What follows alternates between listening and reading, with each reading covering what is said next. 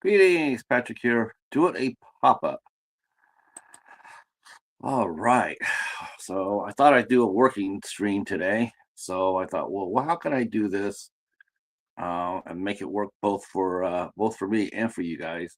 And I thought, well, hell, why not? Our good friend Al Lucard, aka the Bat, is 9 short of 1900. So I said, that's a perfect time for me to get on board, get this live stream popping, and let's get out to 1900. Obviously, there's nothing else for me to do because it is snowing again outside. We are expecting to get 1 to 3 inches today. We already got like 5 or 6 the other day. So, yeah, I'd like to try to get out to 1900. This is a pop up, so it's going to be a little bit before we get some heads going in here. We dropped Al's his channel. It's on top there. If you want to go ahead and pop it, please do. All right, and Tony is here saying, "How am I doing? I'm doing okay today. Today is snow day. No word on the job. They're out there. I mean, you're in the best place to be for job wise. You're in New York City. I can't think of a better town to be in if you need a job. All right. So I'm gonna go ahead and work while I try to keep uh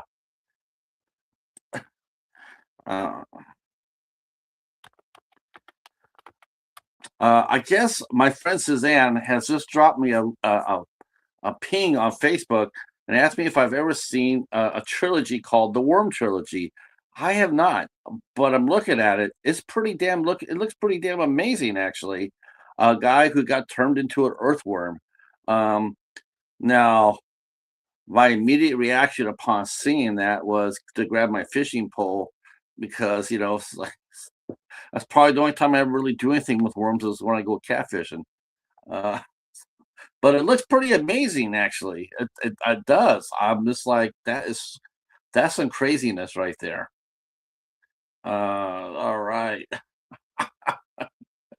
I got to ask her if it's on Tubi because if it is, I might have to go check that out. That might be worth checking out.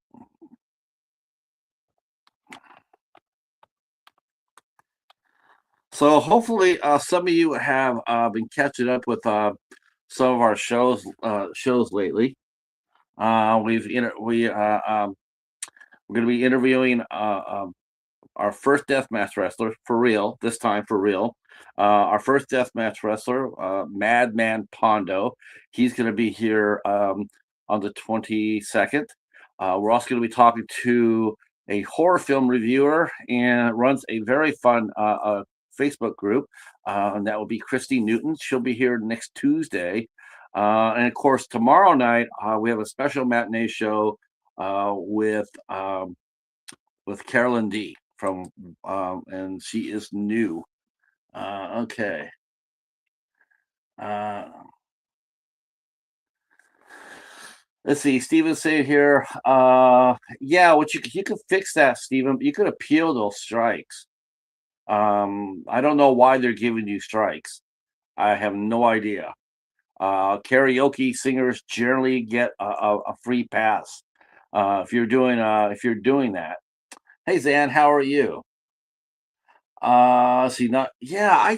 I like to see I could tell you if it's playing on a streaming service. Is the first movie called The Worm? It's the first movie called The Worm because we can look it up on IMDb and they'll list a place where you can watch this movie at. But think about it. You got the fly, now you got the worm, you got the human centipede. I mean, you got the fly, the modern version of the fly. Though I personally I love the new fly. The new fly is, as far as the gore goes, it's amazing. But as far as being terrifying goes, like being like, holy crap. Still got to go with the original fly. That's some weird. That's weird. All right, there is our good friend Mike from the UK. he just did a show. Did you see that? Z Talk this week. I did not know you were doing one, sir, until the last possible minute. That's why I couldn't stay for very long. I was busy doing something else, but I was like, I'm always used to those coming on the weekends. But yeah, welcome in, welcome in. We're getting our good friend Al Lucard. If you don't know who Al is, he and I do the midnight. And there's Jeff, of course. Jeff, um, I found out something interesting, Jeff. I found out that I am not the only one. I feel quite honored about this. I'm not the only one, like standing on the sidelines giving you a hard time about Over the Top. It seems like Jim from Jim's Movies channel is also not a fan of the movie. I don't, though. I do think his is more heated than mine. I mean, but I'm gonna do this. I'm gonna go back and revisit that movie. I saw it once, made me laugh. I said, I'm gonna go back and rewatch this movie for my good friend Jeff because I want something in return from Jeff. I want him to come on and do an episode of RetroTube, and I want him to come and watch the Magnificent Seven. That's what I want him to do. I don't know. I do hope. Do you have this? You do have the TV series, right, Jeff? The Magnificent Seven. I hope so. I hope so. I know that they announced that they're going to be doing another series based on the IP. I love the movies. I love the TV series. I love the remake that they did with Denzel Washington and Chris Pratt, and I just don't know if there's anybody really out there clamoring for another edition of the Magnificent Seven.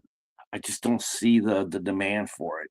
Um, I I was a little confused by it. Um, Only because I mean, yeah, it's been a good movie and it's done decently well, theatrically wise, but TV wise, I mean, it got treated pretty shoddily. CBS did not treat the series with much love. Now I know this is like way back in the '90s, but I think it's actually gotten worse as far as executives looking at properties. Um, yeah, and see, yeah, you know what? Uh, just the films. I should ask Jim. I should try to find a copy of that and do a watch party. Me and Jim do a watch party. I really was, Jeff. I really thought that for that movie, I really thought that you would have came and got me for that. I thought for sure he's gonna. When I saw you doing it, I'm going, man, he should have had me come on there and talk about it with him. That would have been somewhat entertaining. Uh, but I understand why you didn't. I mean, an hour and 20 minutes of someone cracking wise, that probably might, But I was cool though. It was cool. He had a good show, a good discussion. I still can't believe you have it ninth on the Sly Stallone ranking of movies. That surprised me. I know you say you update your rankings every year, but that was still a bit of a surprise. And I also love the fact that you still have Rambo First Blood as the best movie in the series because I totally agree with that. Rambo First Blood is yeah, yeah, he lifted some weight on that movie. And I also really love Tulsa King. I really hope that they release that on home video because I would snatch that up. He's done some of his best acting in that series, and he's 82 years old and he's kicking ass. Um, let's see. Charles says that he's got Seven Samurai and Battle Beyond the Stars. That's right. Yes. I have 13 I have 13 Samurai, and I do have Battle Beyond the Stars, I believe. That's a great. Those are. I love Battle of the Beyond the Stars. That's my favorite Roger Corman movie. That's my favorite Roger Corman movie. Is that man? That was a good movie.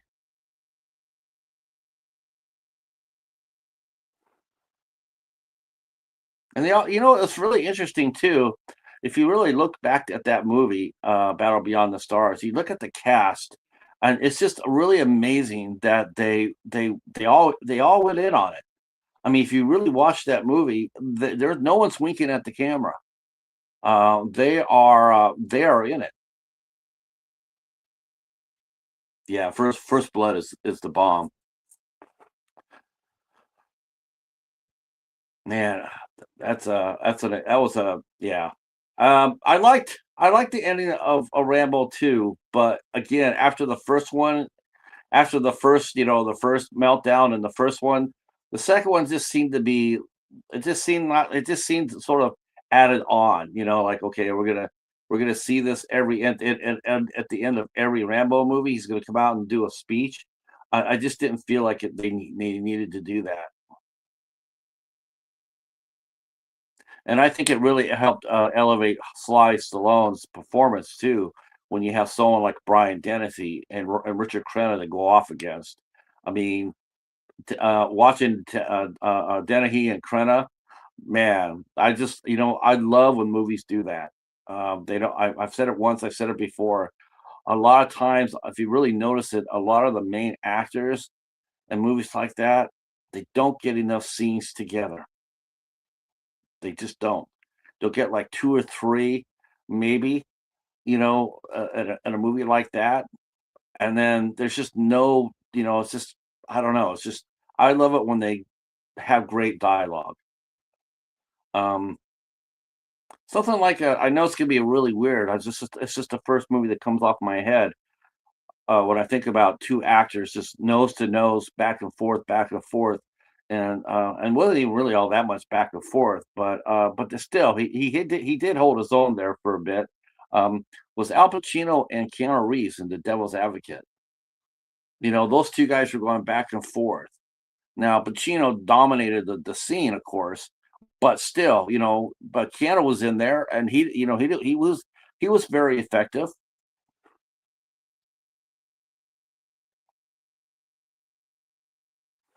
All right. Uh, So we're here to get Al his up to 1,900. He's at 891 now, so we need 9. So what I really need, if anybody's still here, is to share this out. Hopefully we'll get some fresh faces to come in. And if we do that, then we can go ahead and try to get Al to his 1,900. So that's what we'll try to do. We'll try to do that. Um, and of course, Mike has his new man cave. He and his wife Emma moved into a new house, and Mike's man cave is looking pretty sharp. I can't wait for it to get all tricked out. So he gives us a room tour. So that'll be exciting. Yeah, yeah, I think he did too. I think he held his own. Um, of course, Connie Nielsen being a distraction. I didn't know who that was. Honestly, the first time I saw the movie, and initially the very first time I saw Devil's Advocate for a split second, I actually thought it was Dina Meyer at first, but then the actress smoked, and Dina doesn't smoke, so I knew then it wasn't her, and I'm going like I don't know who that is, and it wasn't until after the movie was over that I said Connie Nielsen, and I said I had no idea who that is, but she was really pretty in it.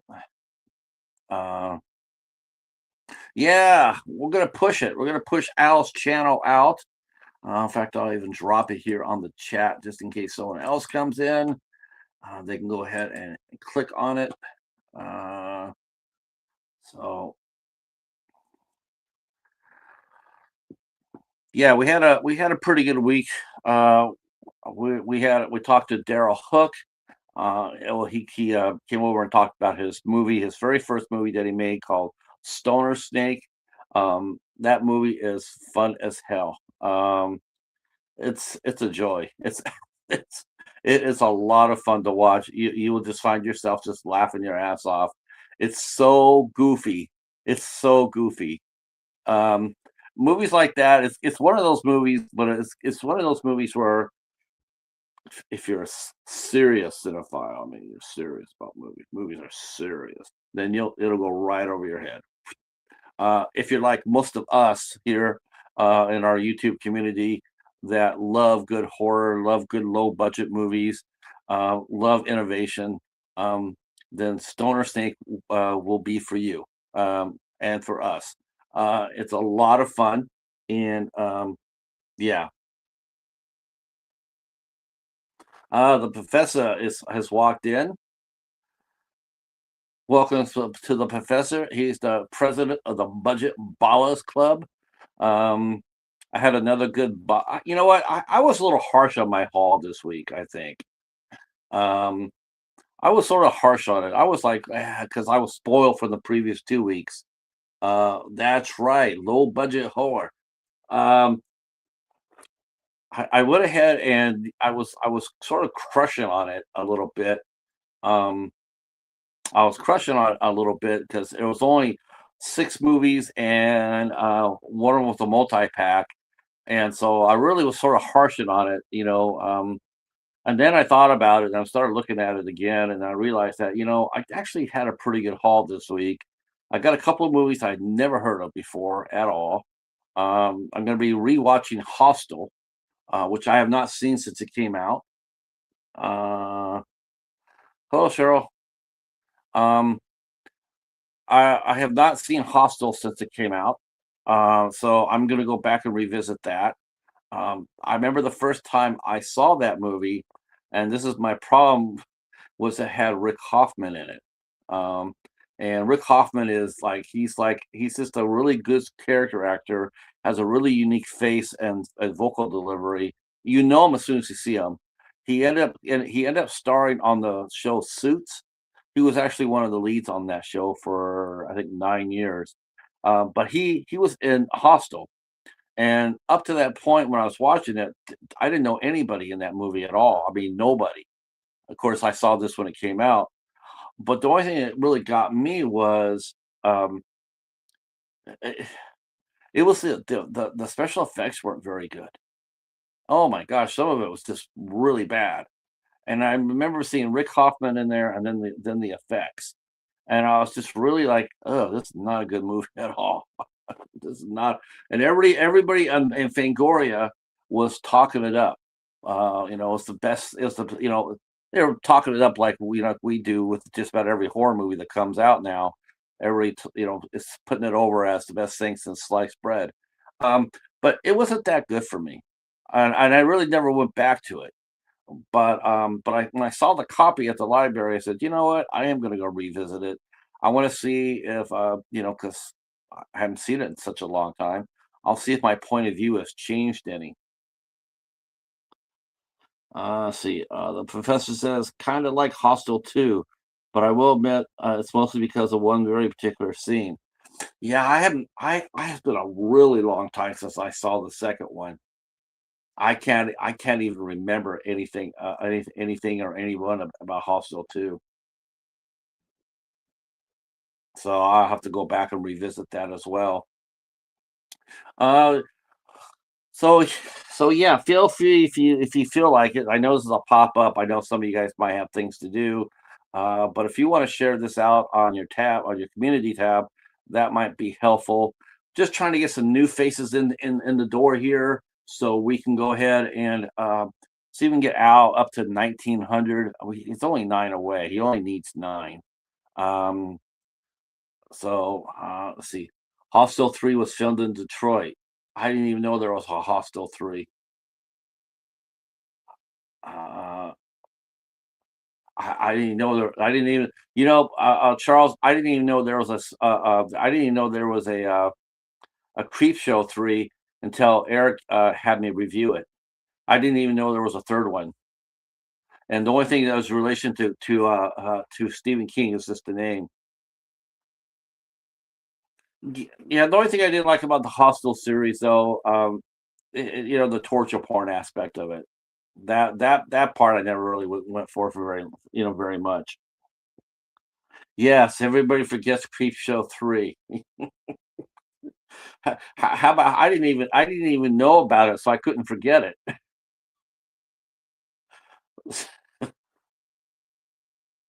Um, this was the Eli Roth directed I don't know, I think he directed the second one as well, but I know for sure he directed the first one. And I did go see Cabin Fever when that came out, and he also directed that as well. And the original Cabin Fever that's a banger. That's a banger. I really really like that movie. That was he walked a really thin line between before campy, before being campy, and keeping it straight horror, and he managed to keep it straight horror. And even to today, seeing Serena Vincent shave her legs is gives me the heebie-jeebies. Let's see, I don't even own Creepshow 3. I've seen it a bunch of times. Just can't bring myself to buy it. Oh, you know what? Honestly, Professor, honestly, there there have been movies at the library that I've seen that I look at and I'm going like, you know what? I don't even want to even invest a quarter in this one. It does not look good at all. I mean, it does not look good at all. I mean, it's only a quarter, but even then, I'm going like, I'm going to save that for another day. Oh, all right. Well, if I can find Creepshow 3 for a quarter, I'll pick it up for you, Professor.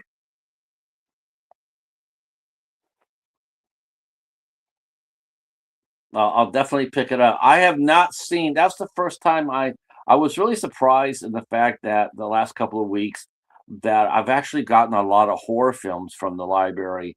Most of the time, I don't get that. I don't get very much. I'm not sure. I still I don't know if that's because they're not putting it on the shelf.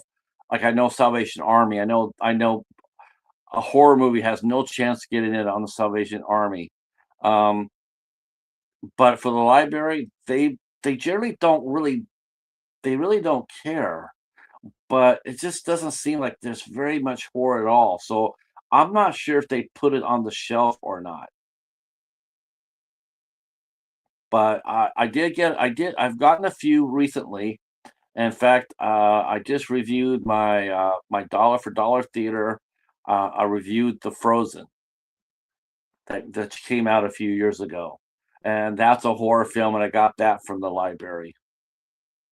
So they're still out there. They're still out there. Just don't see a lot of them. Most of the time, it's just comedies and action pieces, and it pretty much just the same ones I see every week.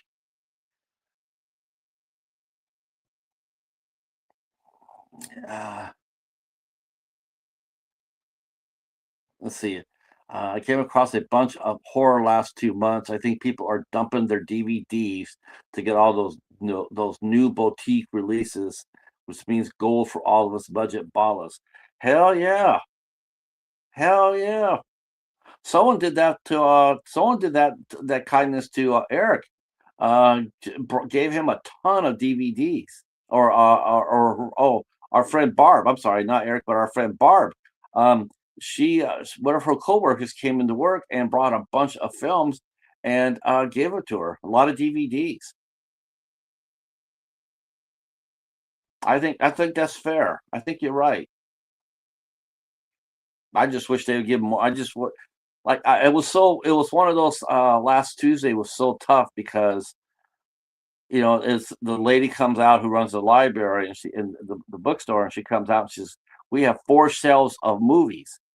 And initially you think, especially if you're shopping, you initially get really excited for that because it's like, holy shit, that's like 60, 80 movies. Um, but then you get in there and lo and behold, you see 80 movies and you only walk out with really only walk out with 6. And it's ugh, See, Steven says 1997 film called Trucks, or another Stephen King starring Timothy Busfield. Yes, he did Trucks. That's a good one, Stephen. He did do that. He starred in that movie, and he's in a little bit of trouble. Timothy Busfield is. He's in a little bit of trouble. He got arrested and arraigned on not being a very good director. But he is fired up. His reaction was one of shock and anger. Um, he was not happy, which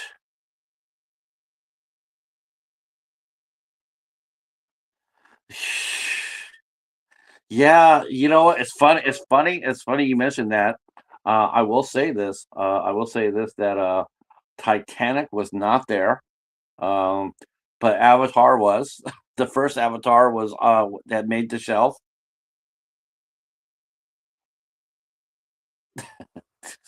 That, but you know what's funny? It's just so weird how like I mentioned last week and during my review, my haul video for the library last week.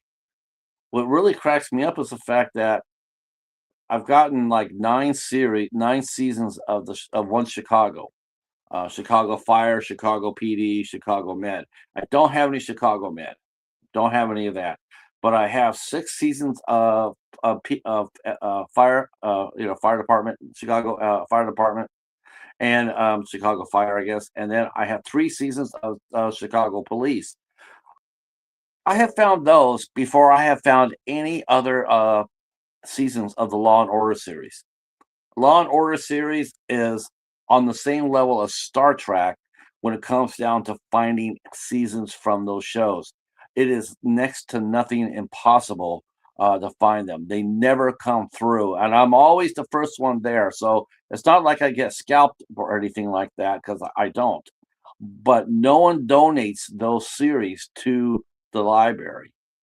I have never seen it. I've never seen. I've only gotten two. No, I've only gotten one season from the library from the Law and Order series. I got once. I got season one of Criminal Intent.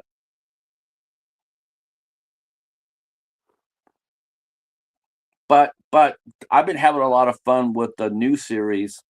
The new series we're doing, which is RetroTube, and if you guys have seen it, hopefully you guys come by and see it. And what I'm doing is I'm taking because I have a lot of TV shows, and I'm pulling a TV show off the shelf, picking out an episode, watching it, and then reviewing it.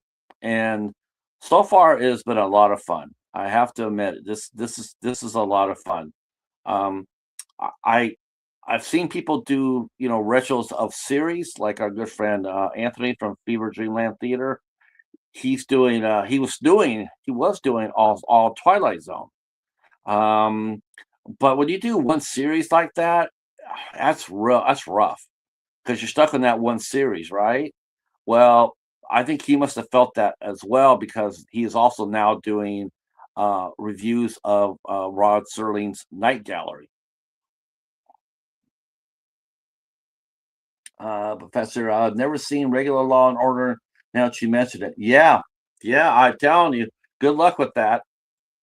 A few times I've seen SVU, but they wanted way too much for them. Yes, yeah, that's exactly what I've been saying.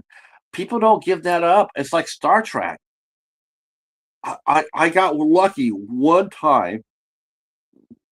I got lucky one time, and someone donated the 4 seasons of Enterprise, the whole series. I picked that up.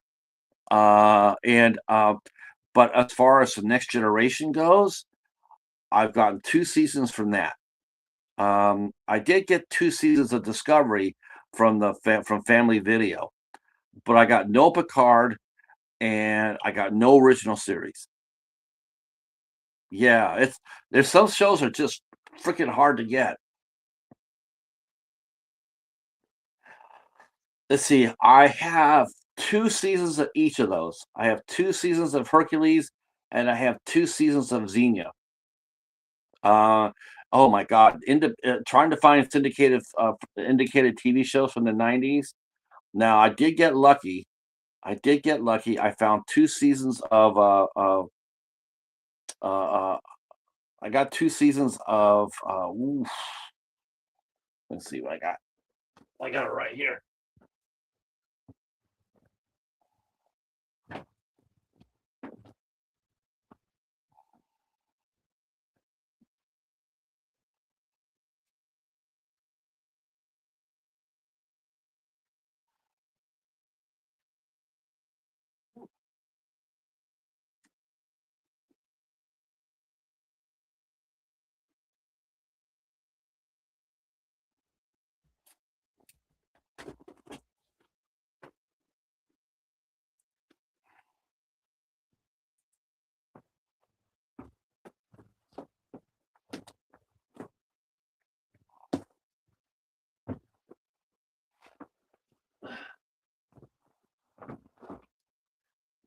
This is actually one of the coolest finds I've gotten. Um, oh my God.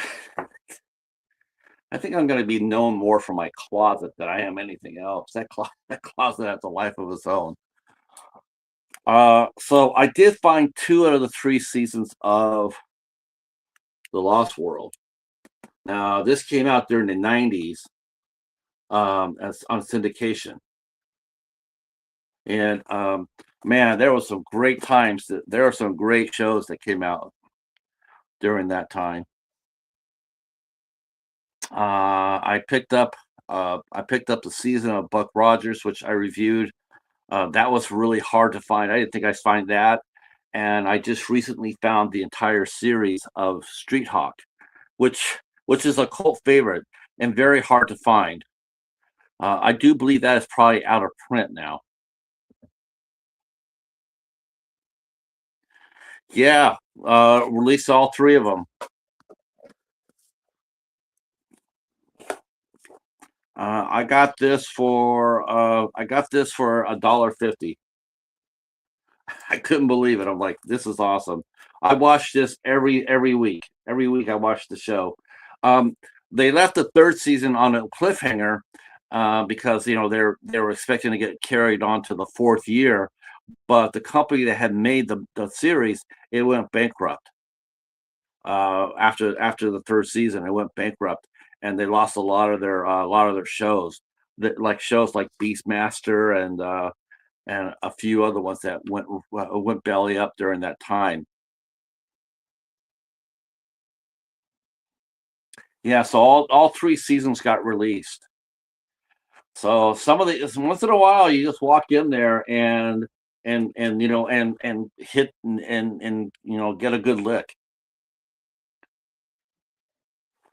Eric, we're going to be on here for a little bit. We're going to try to get our friend Al Lucard. We're going to try to get him up to 1900. Because he is the Al Lucard. As you know, he runs. I'll be heading over to Al's channel on the 24th of this month. I'm heading on over there to do a watch party with him on Santos versus Blue Demon. Santos was a very famous Spanish action star. He's a wrestler, like a luchador, and he starred in a bunch of fun, low budget action movies. And so I'm looking forward to hanging out. I have never seen any of those, not any of those movies.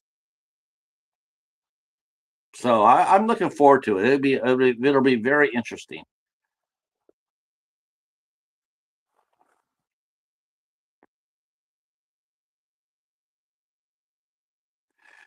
It's funny too, Professor, about some of these older series. Like I've watched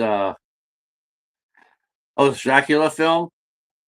I'm doing I got one of my I actually added my one of my silent films that I got I got a Ford's movie set from the library from Kino Lorber about silent films. Al's a big fan of silent films, so I found a Force set, and pretty soon I'll be reviewing Waxworks. Um, see Paul Lenny's Waxworks. Never seen it before. Looking forward to it. It's different.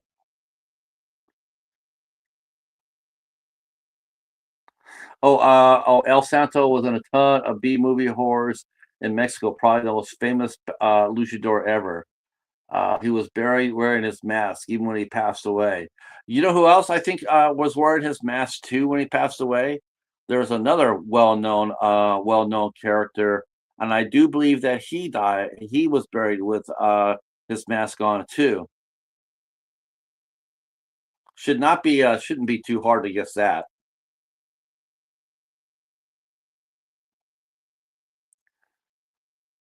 Let's see, El Santo movie. Grew up watching those. They're great. You get a wrestling match, a little spy intrigue and gadgets, some romance, and then an over the top villain. Good stuff. See, Charles says Santos and Dracula's Treasure. No, I've seen versions of the luchadors. The luchador, the Santos. I know they've had it on. I think they've had it featured on Angel, and I also think they had it featured on Grimm. Wasn't didn't call it Santos, but it was the same character. They actually had La Llorona on Grimm as well.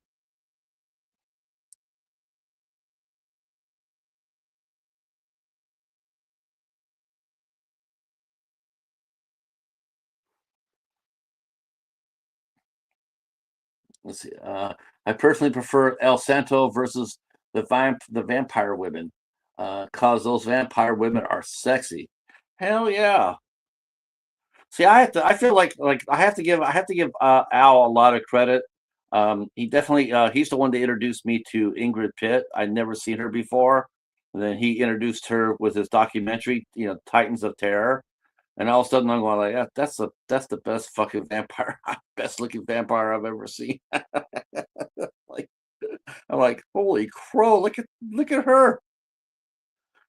That's it. That's my vampire. That was it.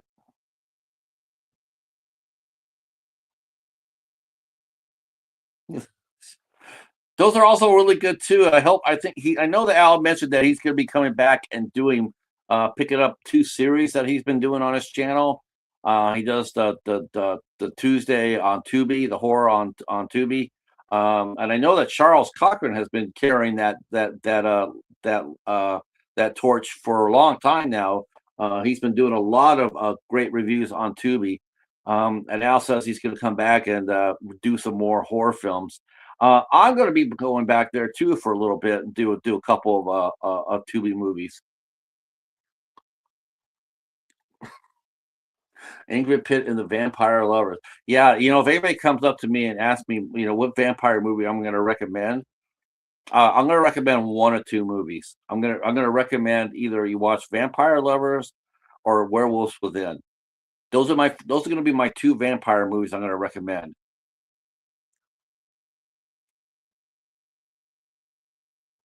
Let's see. Steven says here, make for a quick and easy review. Yes. Oh, the Tubi ones? Yes. Yes. There's so much out there now, Charles. There's so much out there. I've actually reviewed a couple that you reviewed before. I noticed that. I was like, wow, I didn't realize that until I didn't realize that I had done a couple that you had already done before me. And all I could think of was great minds think alike. I was like, this is pretty cool.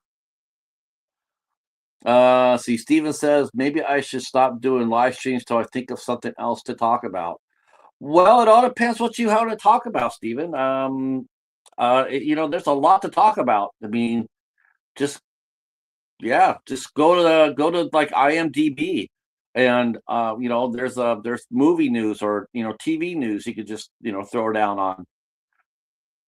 Um, Probably don't put any music on though. Like you said, you have two strikes on you. Don't play any music. You know, just talk. I don't know how that happened. I always thought that YouTube was actually very friendly toward karaoke. So I see Vampire Lovers and Life Force for me.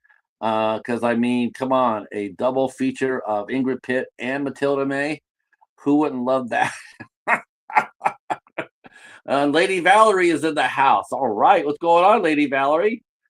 Um, yes, me and her are mourning. Well, actually, she's in more mourning than I am. Me, I'm sort of celebrating. Both our teams made the NFL playoffs. Sorry about the Green Bay Packers. Not sorry the Steelers lost.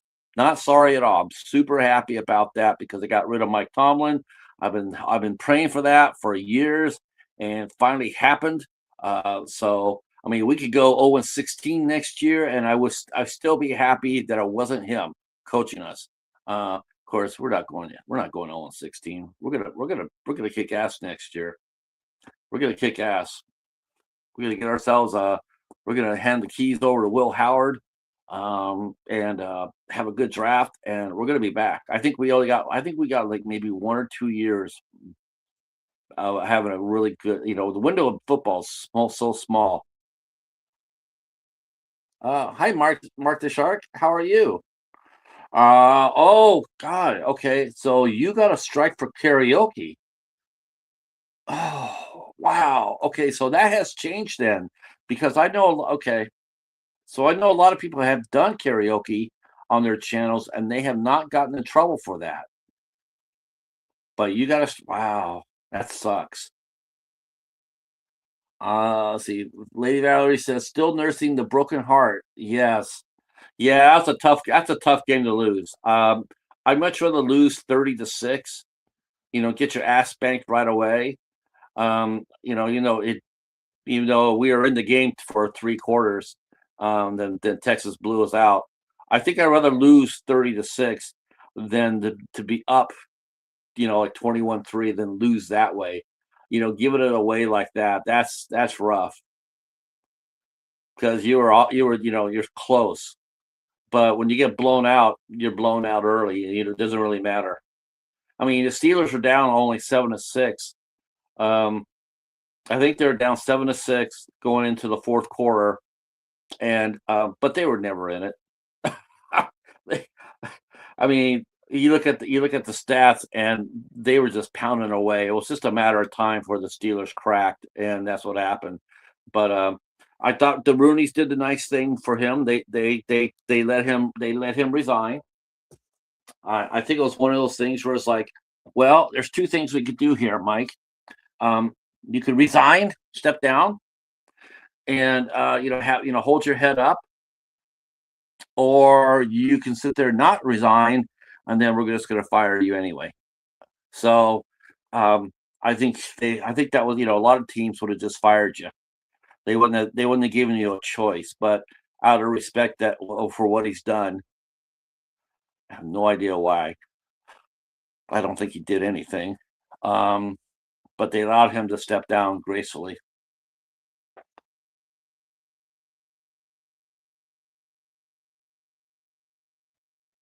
Oh, yeah, it doesn't sound like Rogers will stay without Tomlin.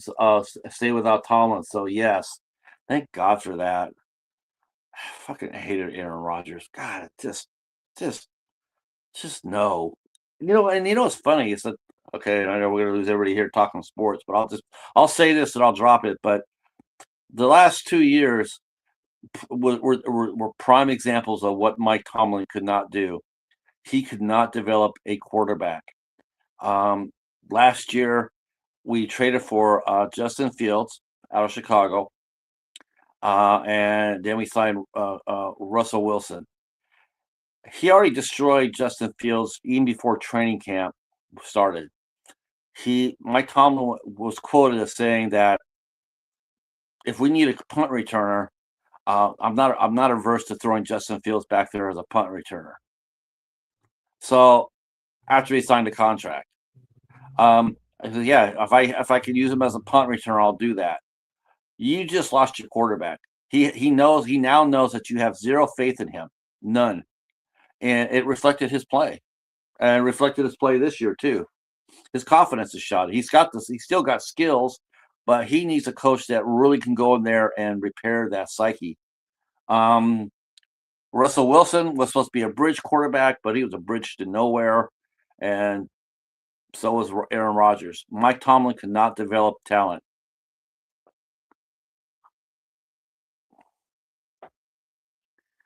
Yep. Well, the good news is it's baseball season, so I'm looking forward to baseball season. So, yeah, so Al is at 1891. Um, it's hard getting subs now. It seems like lately. I've been stuck where I've been for months. I don't even bother with it anymore. I'm stuck. Um, I mean, I've seen so many accounts that have so many channels that were way behind, and they have just blown the roof off mine. And it's good for them. Very happy to see that. Some people are very well deserved for having some because they put out some great content. It deserves to be seen. And Al's channel is really cool. He does so many different things, and he does it while holding down a full time job. But he's able to get in there, and him and Matt uh, are a great pair. They do a lot of really good content, reviews, watch parties, and of course, Al keeps thinking that Garrett is his nemesis. I think Garrett's nemesis. I think we're all Garrett's nemesis. Uh, I think we're all as far as that goes. But yeah, they put out Al puts out a lot of great content, stuff you don't see. I mean, this review of Santos movies, I have never seen anybody do that before. Not I know YouTube's a massive community, but I've never seen it. I've never seen it on my feed. I've never seen it on anybody else's channel. Not only does does the Santos, but he also does the silent films. I've really never seen anybody do a silent film review until Al started doing them, and actually, I still don't see them. Um, see, the professor says, see, the YouTube AI algorithm is only pushing AI generated content, which is beyond dumb because it hurts smaller human channels that put a lot of effort into their content. Um, yeah, the slop is incredible. Um, they're saying up to 25 to 30% of all new YouTube channels are all AI now. They're all AI, and you can spot them. They're not hard to spot. The AI channels are not hard to spot. It cracks me up. It cracks me up when I see people engaging with a channel that's not even being run by a human.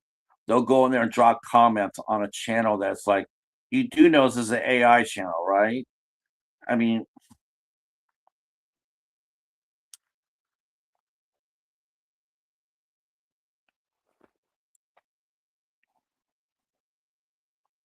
yeah, 25 to 30% of the new um and TikTok's the same way. Uh ton of AI over there as well. I think that's one of the reasons why they push live streams over there on TikTok, but their live streams are pretty weak. Um they want you to go up and talk for at least an hour. So that people get up there and they push, an hour. The only good thing I can say about that is the fact that when you do see a live stream, it is with a person. So there's that. I mean, that is one positive about it. But the thing is, though, is that they don't let you keep your live stream. They hold it in your bay for 30 days, and then it's gone. You can only hold it for 30 days. Whereas YouTube, I mean, this, unless I decide to take this down, it's gonna stay up. Let's see. There's a stupid Bigfoot AI channel that gets like 1,000 views. and it's ugly, choppy AI. I don't get it. I didn't even. I have to see this channel. I know that I'm supposed to be going on the road with Mike from Movies and Beyond. We're supposed to be having we're supposed to have a Bigfoot night, which I really hope I hope we do. I hope we get to go out there and have a Bigfoot night. If I stumble across one of those AI channels, exit right away. And if you're not putting in the effort, you won't get my views. I'm 100,000% with you on that, Lady Valerie.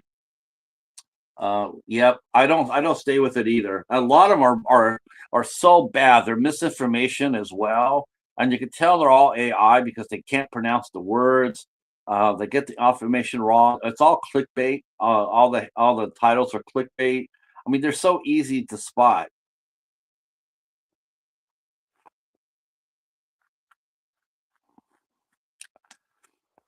But I'm TikTok though. I'm like I was talking to like you see a lot of man, it's bad. I mean, there's so many people out there that are false accounts. They're catfishing. They're scamming. I mean, it's just I hit the button at least 15 to 20 times a day. The impersonations, the celebrity impersonations, are out of control. I mean, I make silly images on my Insta to shout out channels, but for video content, no. I actually enjoy sitting down um, and filming videos to share with folks. Yes,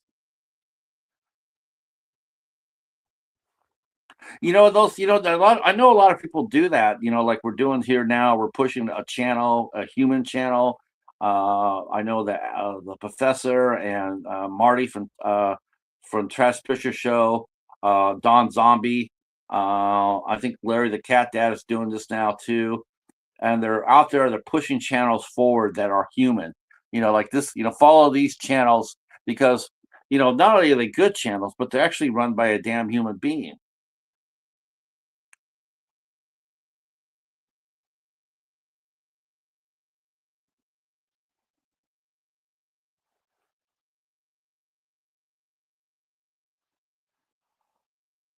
Is the bat human? I don't know. That's a really good question. He does a lot. He is very bat centric. Um, the bat. There was when we started the Midnight Society, uh, which we're doing. This is sort of like this is going to be the first time that him and I have come together in quite a while, actually, in quite a while, and sort of like a unofficial, official like a Midnight Society type of pairing. And the reason why we don't do the Midnight Society very much, we want to do more of it. But the fact that he's so busy during the day, and it takes time to put together something like that. Um, and I just now am getting used to recording for like RetroTube. I'm learning now how to record, do pre-record, not to do live. Everything I used to come out here, I used to do live, but now with now I don't have to do that. Um, and it's pretty cool. Like I said, I'm doing the RetroTube, and I go ahead and take my time. I know I'm not going to be, I'm not going to be distracted. Not that a chat is distracting, but you know how that is when you try to do a review. You can't really do a review live, um, because you have so many people in it that want to talk, and then before you know it, your 25-minute review or 15-minute review, and you've been on the air and you've been live for an hour and a half. Come watch my review. Yes, he is. But as far as him being a vampire, yes, he is a vampire. I fully believe that. Um,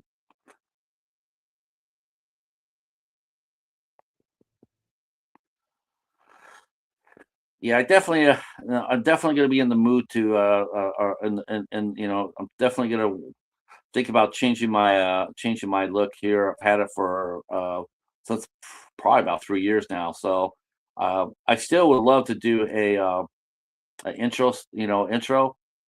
Um, but I probably changed it around than I originally wanted to have it. Um,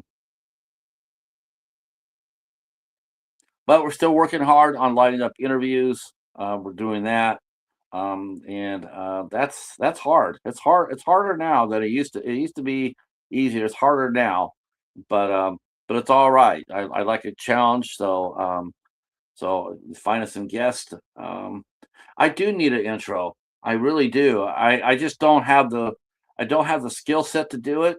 To do what I have it in my mind how I like it, but I don't have the skill to do it. I guess I could just. I was actually doing pretty good just to. I'm going to try to learn how to do pictures in my pre-recording. I'm going to see if I can learn how to do that. Um, that's the next thing I'm trying to do. I got recording right. I got that down, so I don't worry about that. I know how to record now, but I want to add on pictures.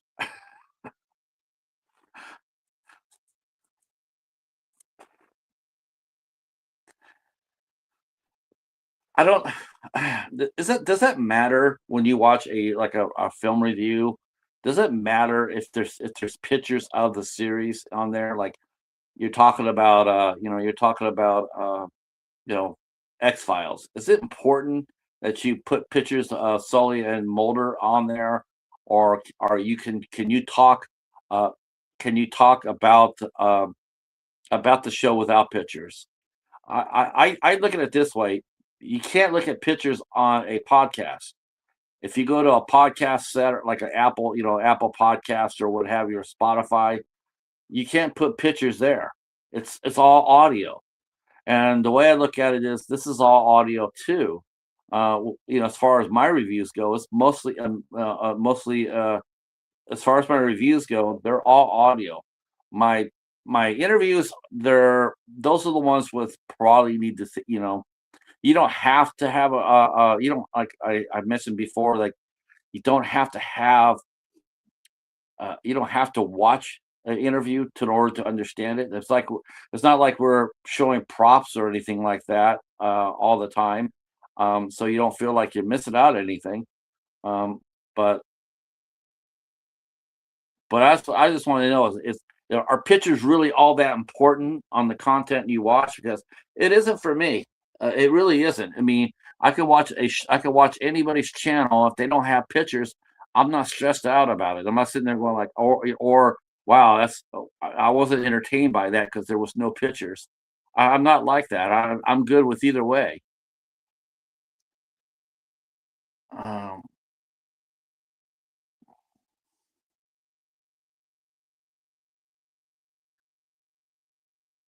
See, professor says, I'm weary of using pictures or clips.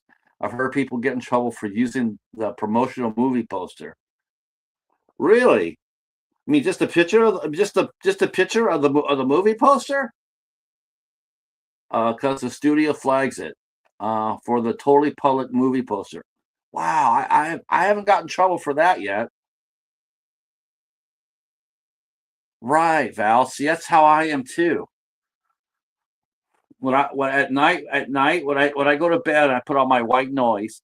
Um, I put my phone face down and then I just listen to whatever comes through.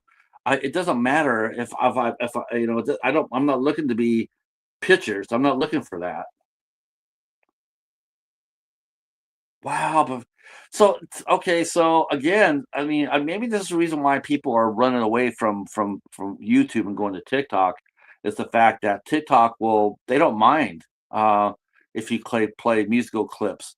If you go over to my channel, if you go over to my TikTok and you go on some of my text posts, you'll hear music in the background. Music I couldn't get away doing with here. If I try doing it here, I get a strike.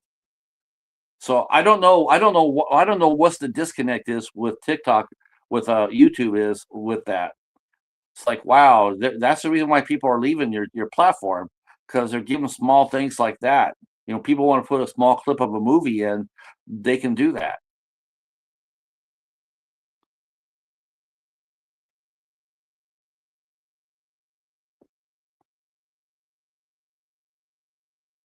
Mm.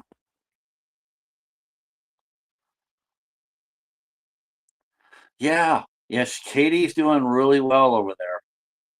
Katie is very well loved over there in TikTok. Her channel is doing really well over there.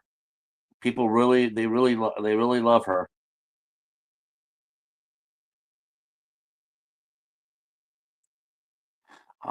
TikTok mutes the song I use. Yeah, but you don't get strike for it. I mean, I haven't gotten a single thing yet. I use the clips that they provide.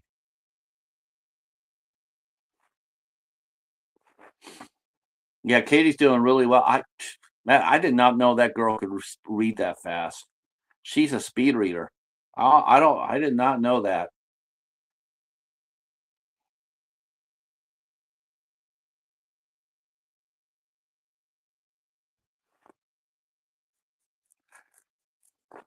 Of course, it seems like it's the same thing over there than here.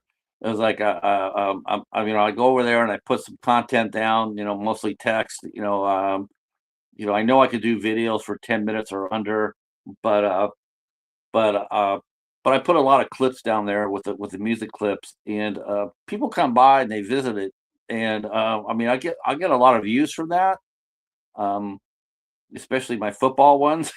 It's just, I put my football on, and and that's great. But like anything, if it's non-football, like I showed my movie stacks over there every week from the library. Man, I don't think movies are a big thing over there in TikTok. I mean, in some respect. Um, I guess I could go live. I've been given permission. They keep telling me to go live, and I think if I actually had my shit somewhat together, that might be fun to do because I mean, I actually could do that here, no problem too. And I've thought about it, and I might do it because Mr. Dan and Hoare has, I asked him to do a video of his ISC films. He says he's got a few of them. So I said, "Hey, how about showing us your ISC movies?" And I thought about that and like, man, maybe I should do something like that. I talk about it long enough. I should go ahead and break out some and talk about them.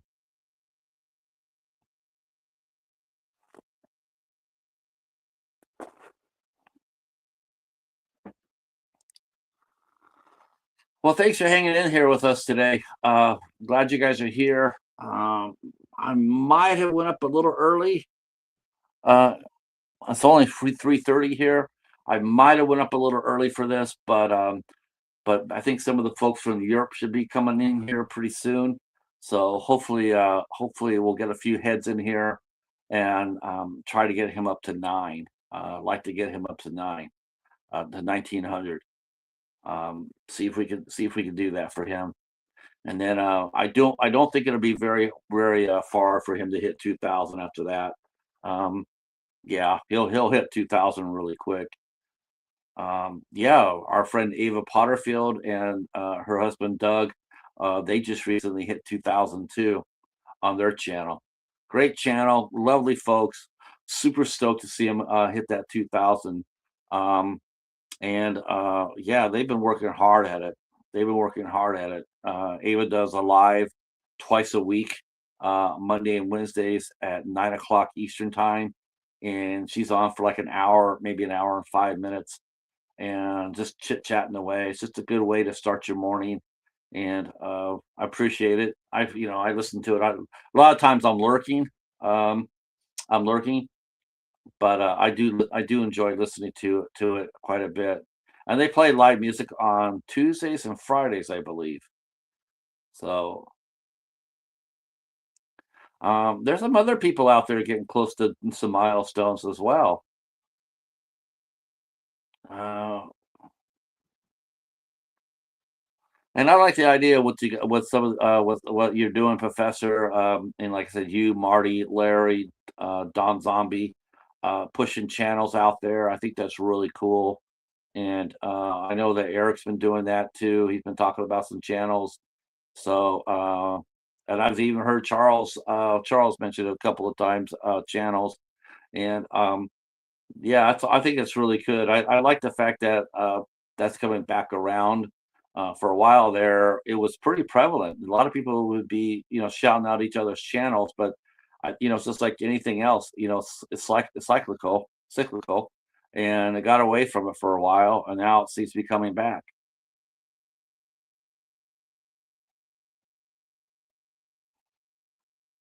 So we're here doing this pop up for our good friend Al Lucard. uh, Push the bat. That's how I called it, and that means we're going to be pushing him up to. We'll be pushing him up to 1900. I did add one thing, and the professor, I bet he'll be happy to hear this. So I got a nice package, Christmas package from Hobbs Hoare. Um, he set out I guess it was a late Christmas present. I did not know it was coming at all. I saw that he had sent our good friend Mr. Bones. He had sent him a package from Hamilton Book, and I was like, "Wow, that's so cool!" It's a little harder for Bones to go out hunting, as it's just a little more difficult for him. And now the Dollar Tree is not selling the movies for $1.25, so it's sort of hard for him to get new movies out. Um, but Hobbs went ahead and put together a package and sent it off to him. And I commented how I thought that was really cool. I think it was that was really very kind of him. And he says, "Well, I've been doing. Sending you one too." And so, lo and behold, out of the blue, here it comes. And one of the he says some really good movies too. He was it was very thoughtful how he did it. He definitely knew the people he was sending the movies to. He took time. He took the time to, it wasn't just the first 5 movies he saw. He took time. You could tell he took the effort to like, what would this person really like? Like, what do I know that they like? I know this because he sent me an ISC movie. Now, anybody who knows me knows the weight of my heart is sending me an ISC movie, and so he did. He sent me one, and so very grateful for that. And one of the movies he sent me, which he loves to have fun with me. He knows me really well. I have a lot of fun. Um, See if I can do this without spilling my setup here. Hopefully I can. Okay, I'll move this back up. I want you guys to see the movie that he sent me. I knew that was going to happen to me. Okay, hold on here. Uh, so Hobbs Horror came through and show you what he sent me. That's making the Dollar Tree or making the Dollar Theater. Uh, Now I've only reviewed 2 movies from this company. One I reviewed off a stream, and the other one I reviewed, I had the movie here. But I've only reviewed, of all the movies I reviewed, this is probably the company I've reviewed the least at. I mean, I just don't review their films, but I'm reviewing this one. Actually, I'm reviewing both of them that he sent me 2. He sent me one from Wild Eye, and which I'll be reviewing later on during the year. And he also sent me this to watch, Planet Dune. So Planet Dune is an Asylum movie. The Asylum does a lot of mockbusters, right?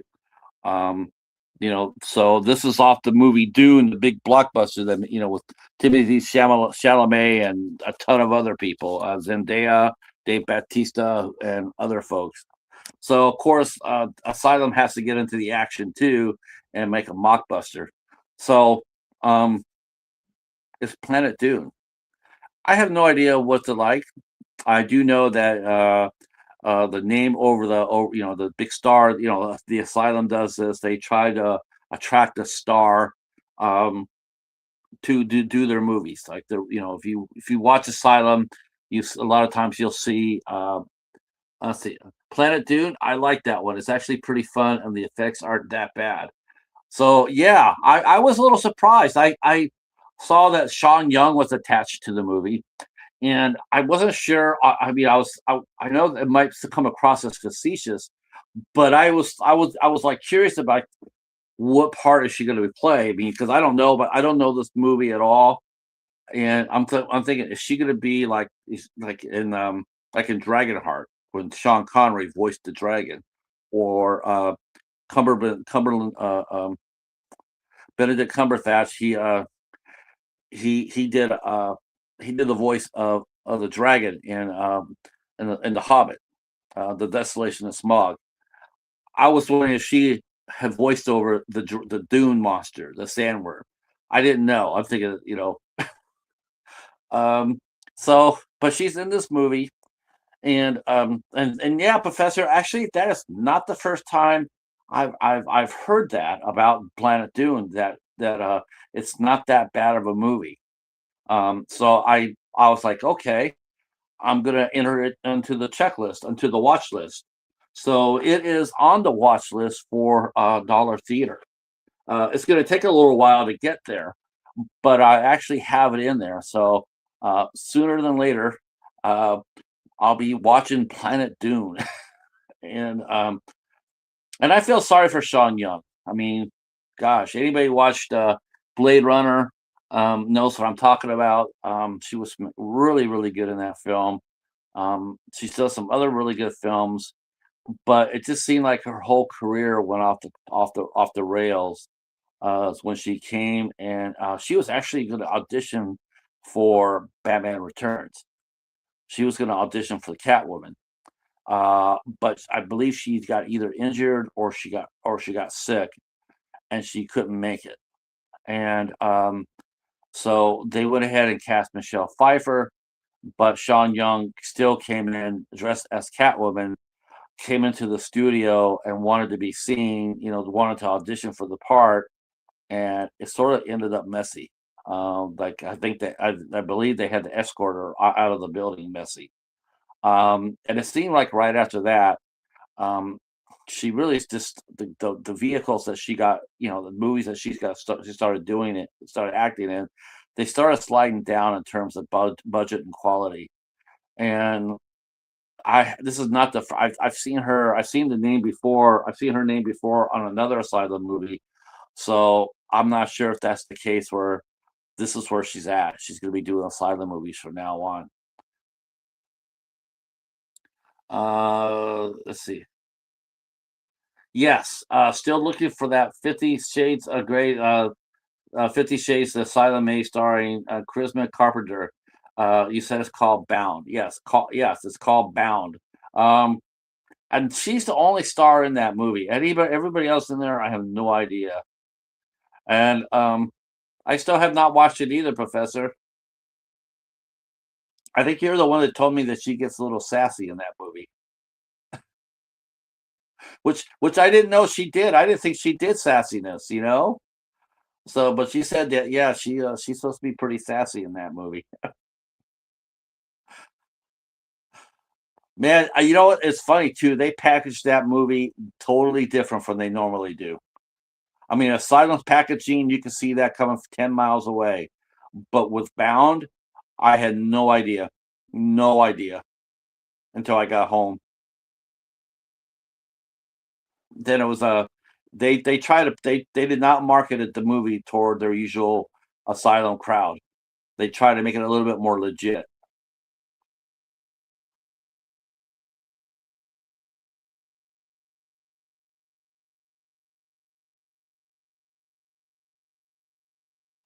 Welcome in to everybody that's just coming on in. I'm Patrick. We are doing a pop-up stream. And if you're new to the channel, please say something. Say something in the chat. Introduce yourself. We'll see about getting your channel pimped out a little bit. In fact, Professor, if you want to, you can pimp out your channel in the chat if you want to. Yeah, please do. Anybody that has a hammer, feel free to share out people's channels. Let's see. Didn't you find a copy of that in the library hall? Yeah, I got that at the Salvation Army. I got that as I got that at Salvation Army for 50 cents. And I was so shocked because I didn't, I saw the movie. For the first thing I thought of was the Gina Gershon and Jennifer Tilly movie, Bound. I saw that. I saw the spine there that said Bound. So I said, okay, because I don't have that one. And so when I picked it up, I looked at it and went, this isn't it. And then I saw they had Charisma's name on it. And of course, I know Charisma because I'm a huge Angel fan. So I said, all right, this will be cool. All right. Uh, I thought it was a Lifetime movie. That's what I thought. I thought it was a Lifetime movie. So I picked it up for 50 cents. I got home and then I started entering the names of the movies inside my watch, to my list of DVDs. I looked it over, and then on the tiny words on the right hand side down below, it had the Asylum. Normally they're back of their DVDs. They're the Asylum. You know what you're getting, but they didn't do that this time. And yeah, so I was like, okay, I have no idea what this is about. And I kept on thinking, going like, what mockbuster is this? I couldn't put it together. I didn't know what I said. This must be an original movie. And then I heard that later on, I heard that it was supposed to be a takeoff, a mockbuster of 50 Shades of Grey.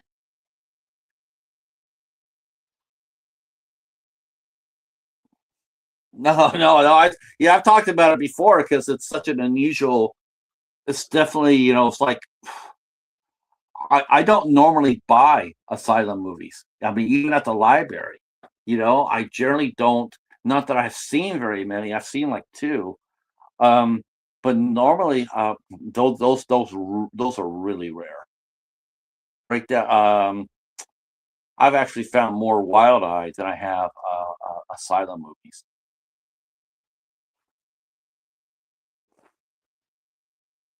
And and Hops got me he did give me an SRS and a Wild Eye.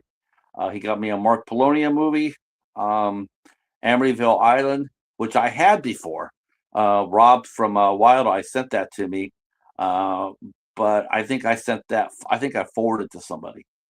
I don't think I had that either. I think I sent that on. I think that I sent that on. Um, so I got that one, and I'll watch that one during. I'm going to be doing another Polonia week this year. I admit I had a lot of fun with it last year. The first time we did it was sort of like with our tongue on our cheeks. I did it with Al, me and Al, and Steven from House of Horrors. Um, we did Polonia Week. We did 5 movies like 3 years ago, and we had fun with it. And that ended up with everybody having a great time over at Steven's channel. He had all the Polonia pals on there. And then I didn't do it until last year. And last year I said, I'm going to do it again. I didn't make any waves about it. I just did it. And I had so much fun. I was really surprised at how much fun I had with it. And I got to interview Jeff Kirkendall, which had actually been one of my Grail guests. I've been wanting to talk to him for a long time. And I got to talk to him, and he was super nice, really nice guy. But I had interviewed him once before with Steven on House of Horrors, and I felt like I had made a tactical mistake when I interviewed him on Steven's channel, and it always stayed with me, and always wanted to have a chance to redeem myself a little bit, and I got a chance to do that by getting an interview with him, and we had such a fun time. Lovely band, and talented as hell too. Let's see. Yeah, they are. Every time I come across a copy of The Asylum, as long as the disc is not damaged, I buy it. But with so many movies they've done, it's hard to find. It sure is hard. Yes, you know what? The only one I used to see, the only one I still see now, if I do see it, is the Sharknado movies. Those are the only things those are the only ones that I've actually seen multiple copies on. But I've never seen Bound. I've never seen any other of the movies that they've done. Now I know they cut down some. I think they do like one physical release to one streaming. I think it's like 1 to 1 or maybe 2 to 1. they'll do two movies for streamers, and they'll do one physical movie for a physical release. So that might be play. I might play into the part of it as well.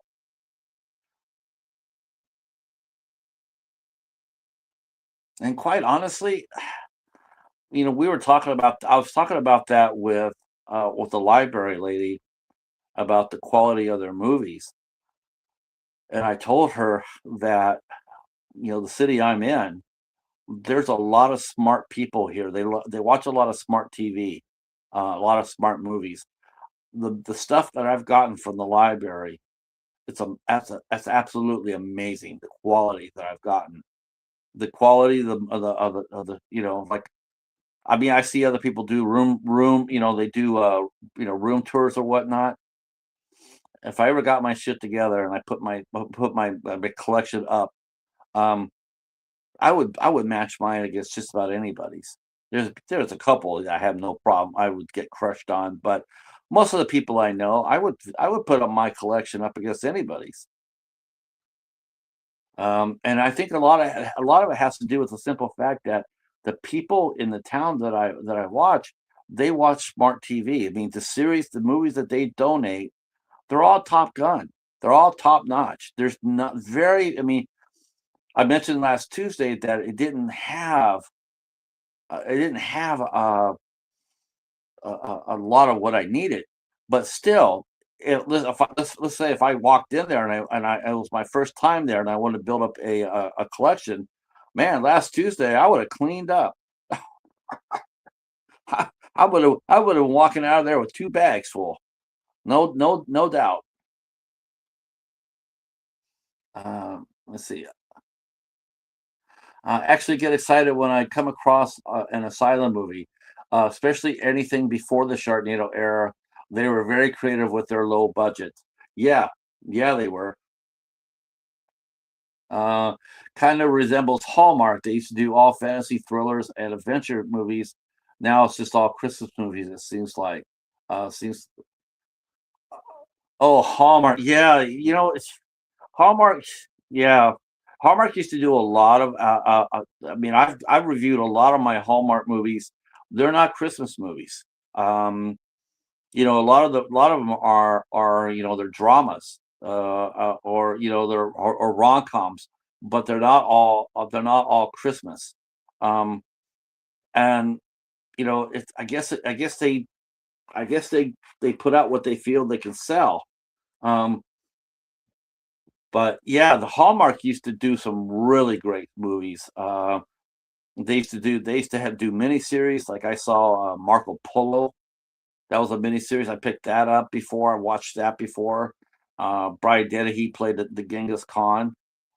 There's another movie. I wish I knew the name of it. David Carradine was in it. He was a star. Um, it was really good too. I mean, they put some people in their movies. Now the mysteries, Hallmark mysteries. I would match them up against anything. Those mystery movies that they put out now, those are actually pretty damn good. I've never watched a mystery movie from them and then been disappointed. They're easily on the same level as Columbo, or Murder She Wrote.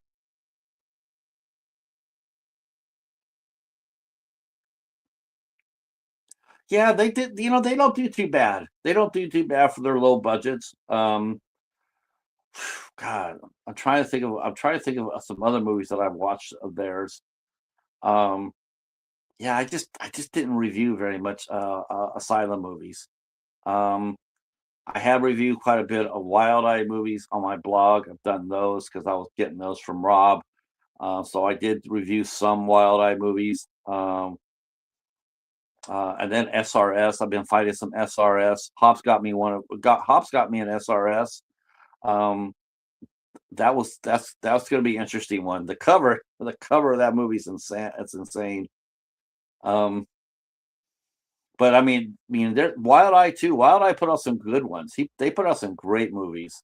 They had the rights to Chocolate Strawberry Vanilla, Cat Sick Blues, um, just uh, uh, uh, Cuckoo Lane.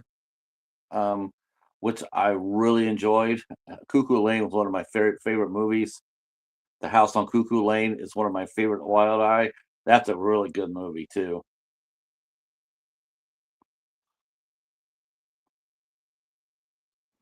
All right. I bet you we're gonna get some heads here in the next hour. We'll go for like another hour, unless we get a lot of people roll in, but we'll go for like another hour. And then yeah, I'm doing my review of Monsters University today. So yeah. I I liked it. I liked it a lot. I thought it was really good. The first one always makes me cry at the end of the movie. Every time I watch it, the ending just kills me. Um, and then, but this wasn't too bad. This was a lot of fun. It was very charming. Um, Total nods to Animal House. Total nods to Revenge of the Nerds. Definitely. Maybe, like I said in my review, maybe a little bit of Rudy. Um, Mike Wazowski will probably remind me a little bit of Rudy. Uh, but looking forward to it. Looking forward to you guys hearing my thoughts about that. See, I've been wanting to find the Crossword Mysteries with Lacey Chabert, though those are cool. Most could be most, although most could be mostly because I really like Lacey Chabert. She's really nice. You know what? She's so pleasant to watch. She's so pleasant to watch. Easy to watch. Um, and she's really steady too. But the one I really like is Allison Sweeney. Oh my gosh, Allison Sweeney, she's awesome. Um, and then there's another actress that does when it comes to heart. There's another Hallmark actress. I think she has the second prettiest smile in Hollywood, behind Jennifer Garner, and her name is Pascal Hutton. Oh my gosh, she is so damn cute, and she's got the prettiest smile. And first ran across her is when I did a Maneater review for a movie called Behemoth, which I think Charles Cochran has reviewed. But Behemoth, I saw her in that, and then I recently reviewed her in Tornado Alley. But yeah, there's some really pretty girls that work Hallmark movies. I had fun with my Hallmark month in December, which is probably one of the reasons why my algorithm is all shot the fuck, because it's like, weren't you doing horror movies, and all of a sudden you got five in a row of family movies, and they're probably going like, what are you doing? Are you this channel or are you that channel? I'm everywhere.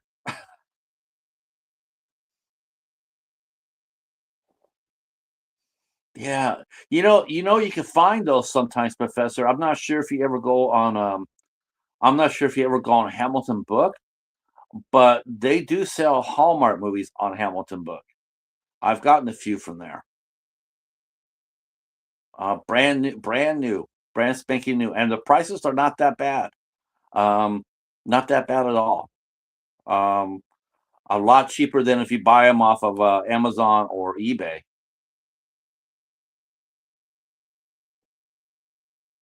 Yeah, I've gotten a few from there.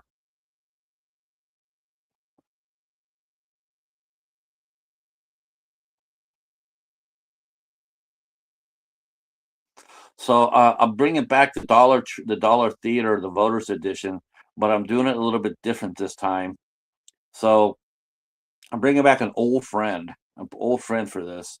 It's the same format where you guys vote on the movie, but this time what I'm doing is I'm going through my red bins. So I have 12 red bins and they're full of films. And so what I'm doing is one by one, I'm going to go through those bins, and you guys are going to vote. Are you guys going to vote on the order of the movies I put up there? We're going to see which three movies are going to be the last ones standing. Um, I'm looking forward to it. I already got the first one up and running, and it's in my community tab. You can go over there and vote for it. Wow, let me see if I can tell you who it is. I thought it was interesting. I thought I picked out I thought I picked out three decent ones.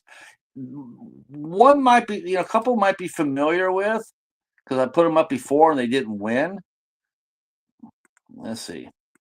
So this is the one I'm back for. Oh, so this is okay. Well, people voted. Okay, people are up to 15. Okay, so here's the movies I voted for. All right, I asked you guys to vote on. Uh, Once an instant classic, and I'm not surprised that it's blowing the doors off of everybody.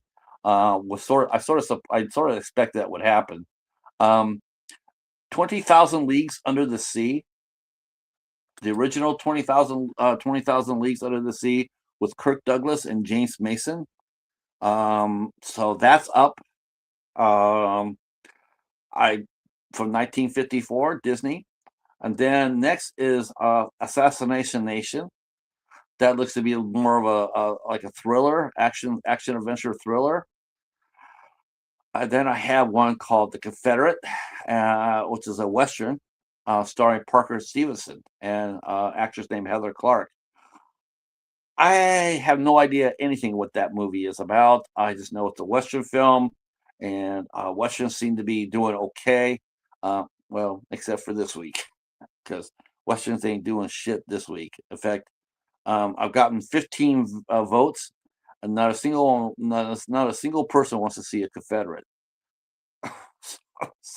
so yeah. So that one's going to be coming back at a different date. But it looks to be that 20,000 Leagues Under the Sea is going to win the week. I can't wait for that too. Can't wait. I was hoping that it would win. I thought it would win, and which I didn't think about that when I pulled it. That I wanted to fix the competition. I didn't want to do that because I've heard good things about Assassination Nation. I've heard a lot of people have commented on that movie as saying it's pretty worthy. Um, so I wanted to give it some competition. So as the Confederate goes, I like to review westerns, and I got a few westerns underneath my belt, and I don't mind. I don't mind it. Um, and yeah, one of the films I reviewed on voter on Dollar Theater Voters Edition was a movie called Last Stand at Saber River with Tom Selleck. Yeah, that's actually done pretty well for me. Um, it seems like two or three people, maybe three or four people a week, come by and read my review. Um, they don't follow me, and they don't leave comments, but they do come by and pay, to watch it. So that's good. The professor says, just voted because you mentioned 20,000 Leagues, and I liked the movie. Assassination was all right. Haven't seen the third option. Yeah, I heard that's exactly how I heard it too, Professor. Was um, 20,000 Leagues Under the Sea. I've heard Assassination Nation was all right. And I haven't watched the third one either. So it'll be interesting. And so I believe I'll be watching 20,000 Leagues this weekend. Put that up. I don't have a firm date on when I put these things up for that series because I'm all over the place. But I do try to do a RetroTube, and I do try to do a Dollar Theater on Mondays. So those are must. And I put a couple of I do a couple of episodes early, so people have an idea what's coming down the pike. Wow, I'm doing better this time than I did last time with pop-ups. The last time I did a pop-up, I was talking to nothing, nobody, no, nobody, nobody came by. But this is better. This is better. I know someone's listening to it, so I appreciate it.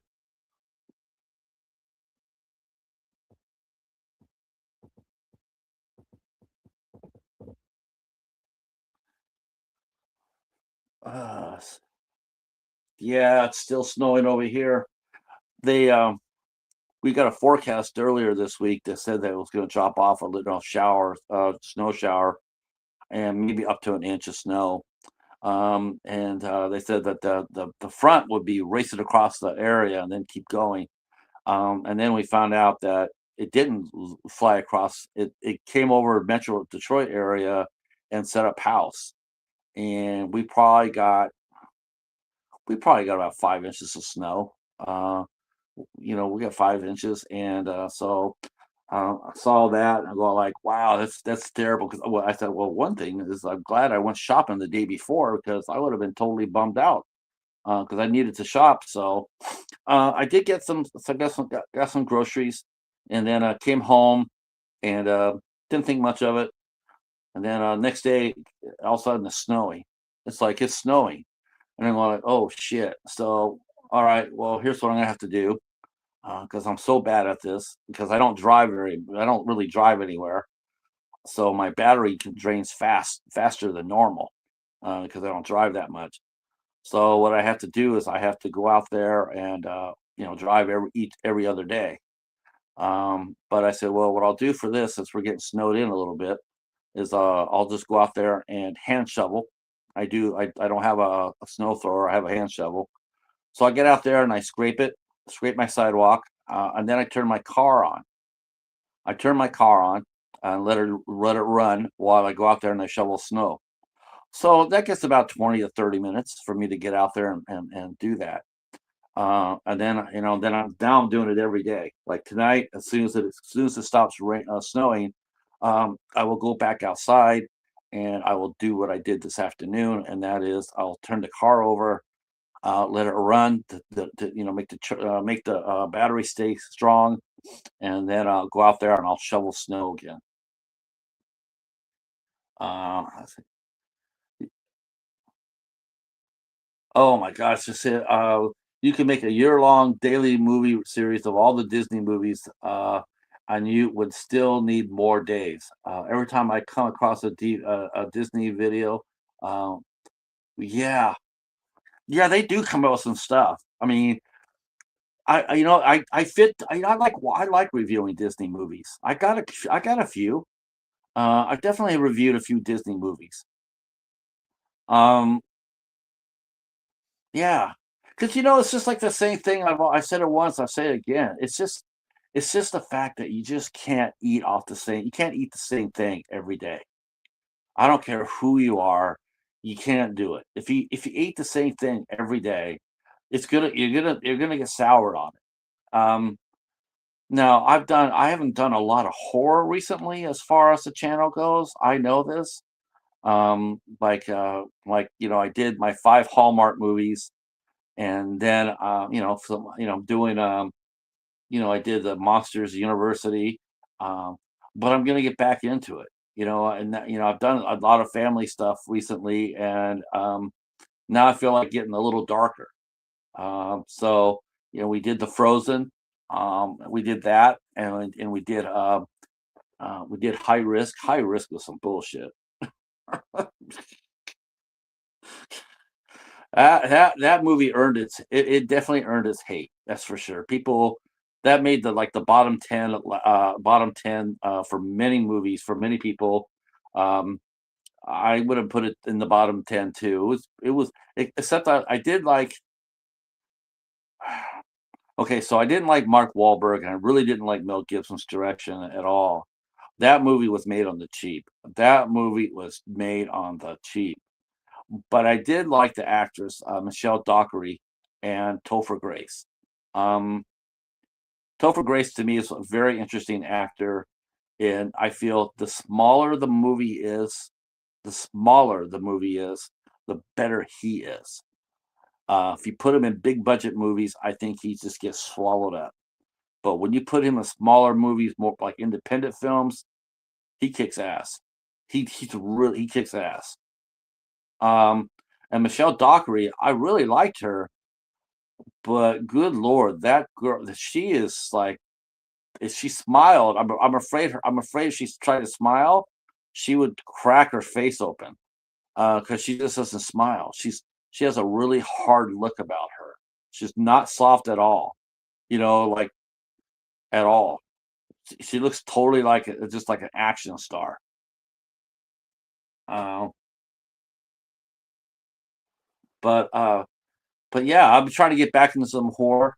Um, We've got some lined up next week. Next week, not now. Let me bring this up. I'll tell you who we got.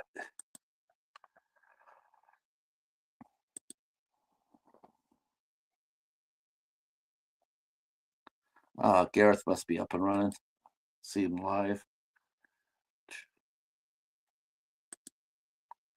So what I did for Dollar Theater is, in fact, I'll cut that. All right.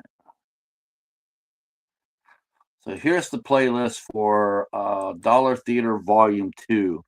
So what I did was I did up to 150 on Volume 1. I did 150 reviews, and then I said I'm gonna end it there, and then do another playlist. I just felt like if I did one, I have a review list. It's like almost 500, but nobody's gonna sit there and scroll down looking for something to review for 500. So what I did was I made Dollar Theater 150, and then I'm now doing Volume 2, and I'm looking at the playlist that I've done so far for Volume 2, and I realized that um, I don't really have much. I only have 2 horror films on there out of. I have to get a new mouse. My mouse is dying on me.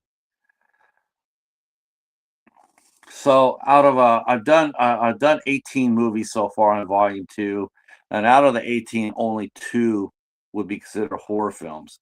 And I'm aware of that, and I'm going like, I got to get back. I got to throw some variety in there because most people, you know, they want. I guess from our community anyway, they want to see horror reviews.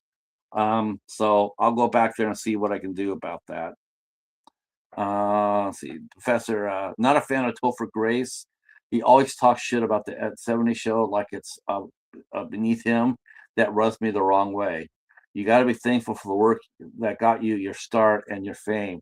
Yeah, I didn't know he was talking shit about that.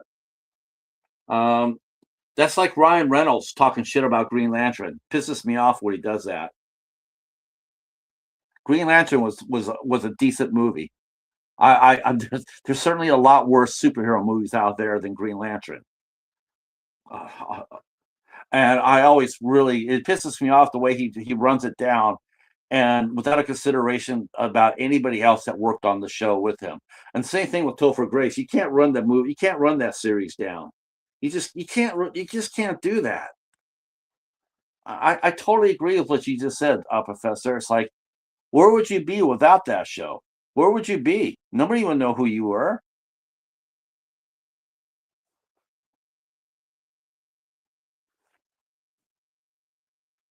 It might not have been the brightest, or the best show, but you know what? It was entertaining enough that people wanted to watch it every year, and you got paid well for it, and you got residuals, and it opened the door for you to do Spider-Man 3. I mean, if anything, I would be pissed off at your agent for putting you in that spot and putting you in that movie. I'd be pissed off at your agent for doing that because you got crucified in that. You were terrible in that. Totally wrong casting. But then I saw him in a movie called The Calling. Man, he was good in that.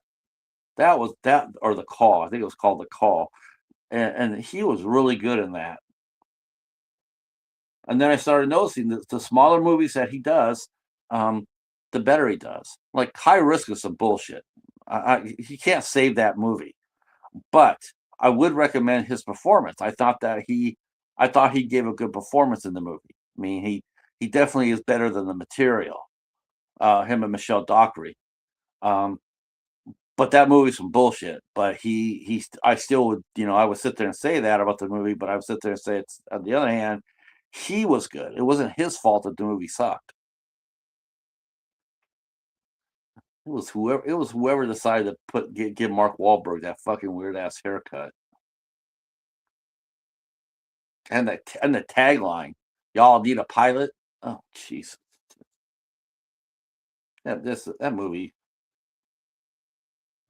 And just when I thought that Mel Gibson was sober, he put that out. I'm thinking, he was drinking. He was getting tanked in the editing room watching that shit, going like, I have to put my name on this. Why do I have to put my name on this? Why are you using me to market at this movie? Why did I do this movie? Only movie I felt he fit in was Predators because he was supposed to play a wormy, dislikable character, which worked for me because that's the idea I have of him. He has done some good movies where he has not played that character. That he's played, like he played a sheriff on the call and on the calling. Sort it is the calling. He was really good in that movie, really good. I mean, he is good playing a smarmy character. I mean, his character in High Risk is, it's not necessarily a heroic figure, but it absolutely fit who his character was. I mean, he played his character perfectly. But yeah,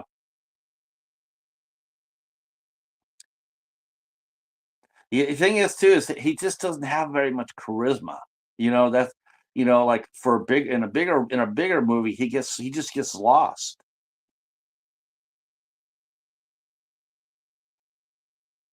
But no, I did not know that he was running his mouth about the '70s show. I mean, if he wanted to run his mouth about Danny Masterson, like I understand that because I'm sure everybody associated with Danny Masterson felt extremely betrayed when they found out what he was doing.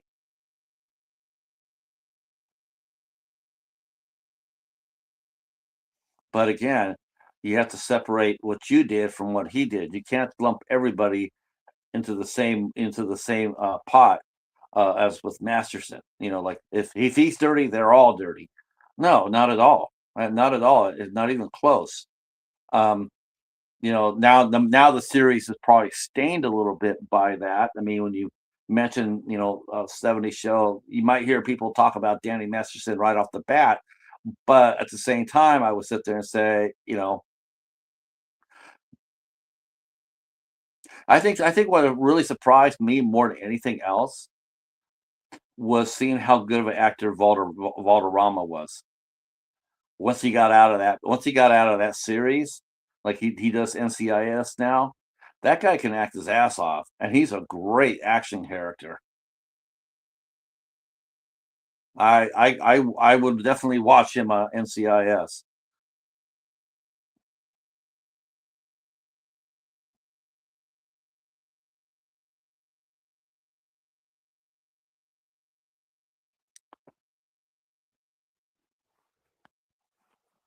Let's see if I can do something with this. I'll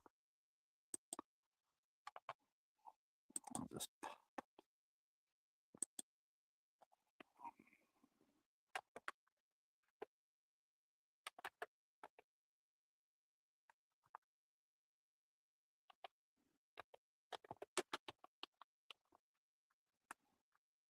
let's see.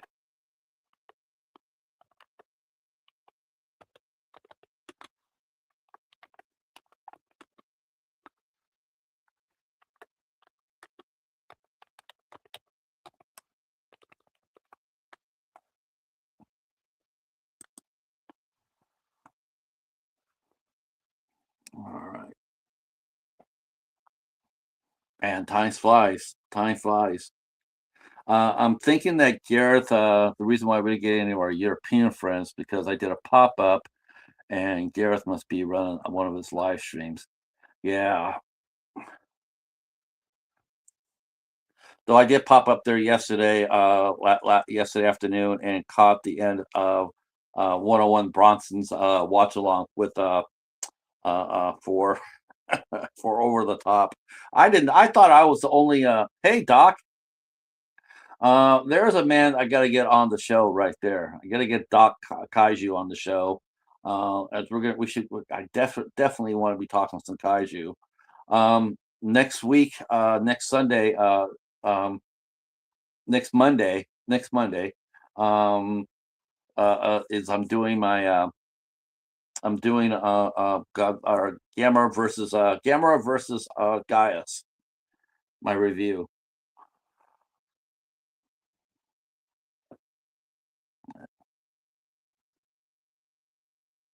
Let's see. I like the '70s show, but yeah, you could totally tell the point Topher Grace really started giving a damn, and yeah, the whole Masterson thing really taints this his character in that. Yeah, it really does. It really does. I think it's probably one of the reasons why people really don't want to watch that. It is sort of you do get that uncomfortable feeling when you watch somebody that has been accused like that or convicted. Yeah, you just can't really watch it as the same way as you used to.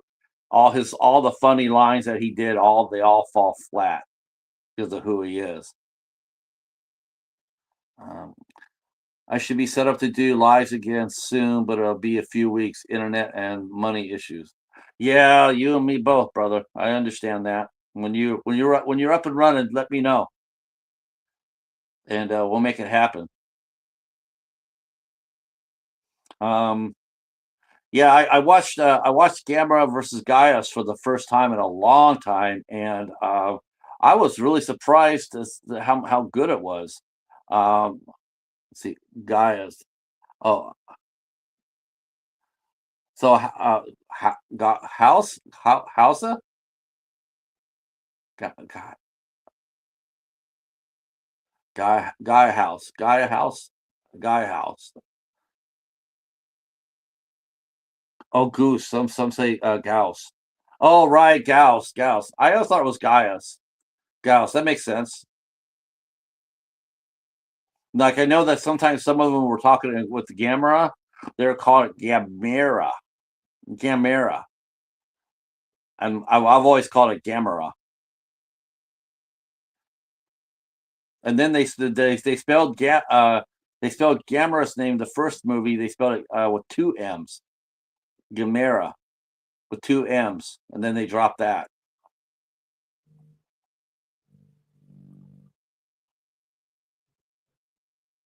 Gauss, Gaius. Okay. I'll probably have to hear you say it, then it'll connect with me. But that movie though was really badass. I was really impressed with that. I haven't seen it in a long time, so getting back there and watching it again, and I'm thinking because I covered Destroy All Monsters. I covered that one, um, and that was really good too. But I thought this was the better of the two movies.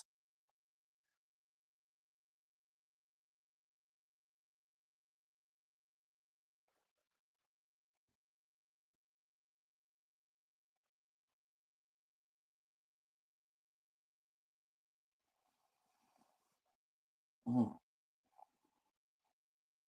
Yeah, I think the way it's still snowing out there, they said that we're going to get another 1 to 3 inches. I think we're going to get more than the 3 inches. Still hoping somehow the studios will come together for a Godzilla versus Gamera movie. Honestly, Professor, I'm waiting for them to either bring. I'm waiting for two things. And then again, I'm scared. For one thing, with Godzilla Zero coming out, minus zero, I hope to hell he gets to fight somebody. Because Godzilla minus one, it was just Godzilla. I'm hoping that the second movie, minus zero, will have a monster. Um, and if it is, I do believe it'll probably he'll either end up fighting Anguirus or he'll end up fighting Mothra. Um, as far as the Japanese movies go, the American one, man, it used to be I would sit there and say, man, I really like to see Gigan, come into the picture. But seeing how they've treated Ghidorah and Rodan, I'm like, no, good. Gigan can sit this one out. But the crossover I really want to see is Godzilla and the Godzilla verse is Godzilla and the Pacific Rim. That's that's the one I want to see more than anything else.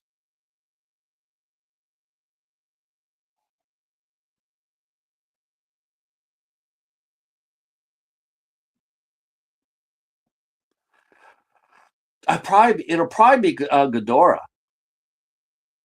I hope it's Ghidorah, because if it's Mothra, you already know that Mothra's dying. Because Mothra dies every time. But I'm really hoping that it'll be King Ghidorah, and it has to be a good fight. That fight they had with him and Mothra and Rodan, that was some bullshit. That's why I can't get into the American versions of these movies. It's like, dude, he's not a henchman. He's a nemesis. Fucking King Ghidorah. Did you ever watch Destroy All Monsters? Fucking Ghidorah held off an army, and then he comes in here and he gets waxed right away. God, King Kong would get his ass kicked, and all any Japanese in any list of Japanese movies of kaiju, King Kong would always be on the bottom. He'd always be on the bottom.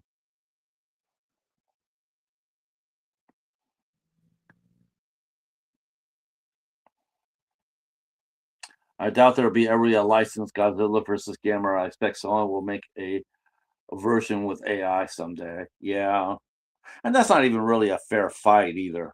I love Gamera. I think Gamera's a great kaiju, but he's no match for Godzilla. He really isn't. Godzilla's spitting out atomic fire, and Gamera's spitting out regular fire. It's like he's and if he retreated within a shell, all Godzilla would have to do is sit there and just keep breathing on it, and he'd kill him. He'd cook him. He'd cook him alive. Uh, what is that? What is that? What is the one going to be called? Godzilla minus. I think it's going to be Godzilla minus zero.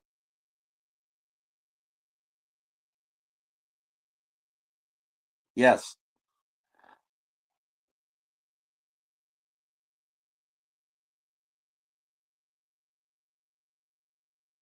Yeah, I love God. I like Destroy All Monsters. I think that's a really fun one. And the only thing that bothers me about some of these movies is that, man, sometimes they took too long for it to get going. You know, man, it's like take another, go back 15 minutes, rotate 15 minutes, and then fight there, and then hell, let King Ghidorah get one ally. Let it to be one other bad guy. Make it interesting.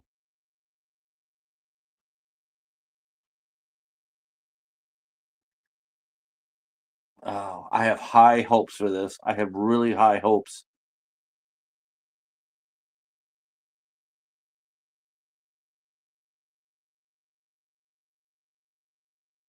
And unfortunately, that movie never made the library either, Professor. Never made the library. I thought minus one would make it for sure, but nope, it never did. Really bummed about that.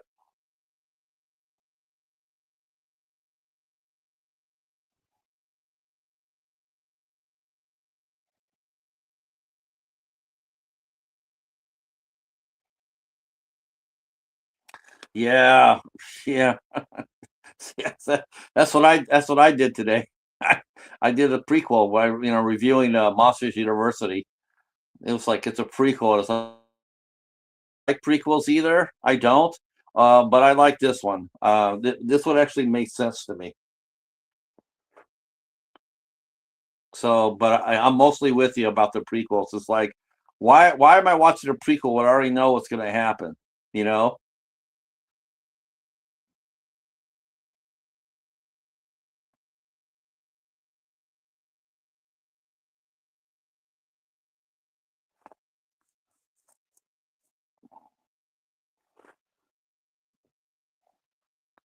Wow, time is flying today.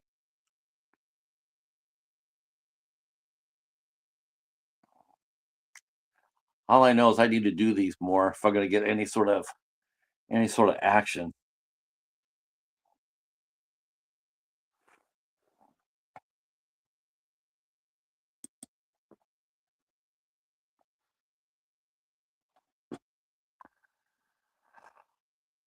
Oh, I have to look at that up. Let's see.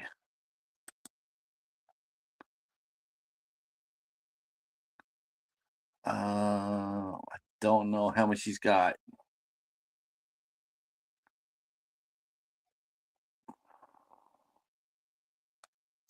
Well, I know he's still over 90. I don't know how many if we got him anybody or not. Hopefully we did. Hopefully we did. I guess he could tell me.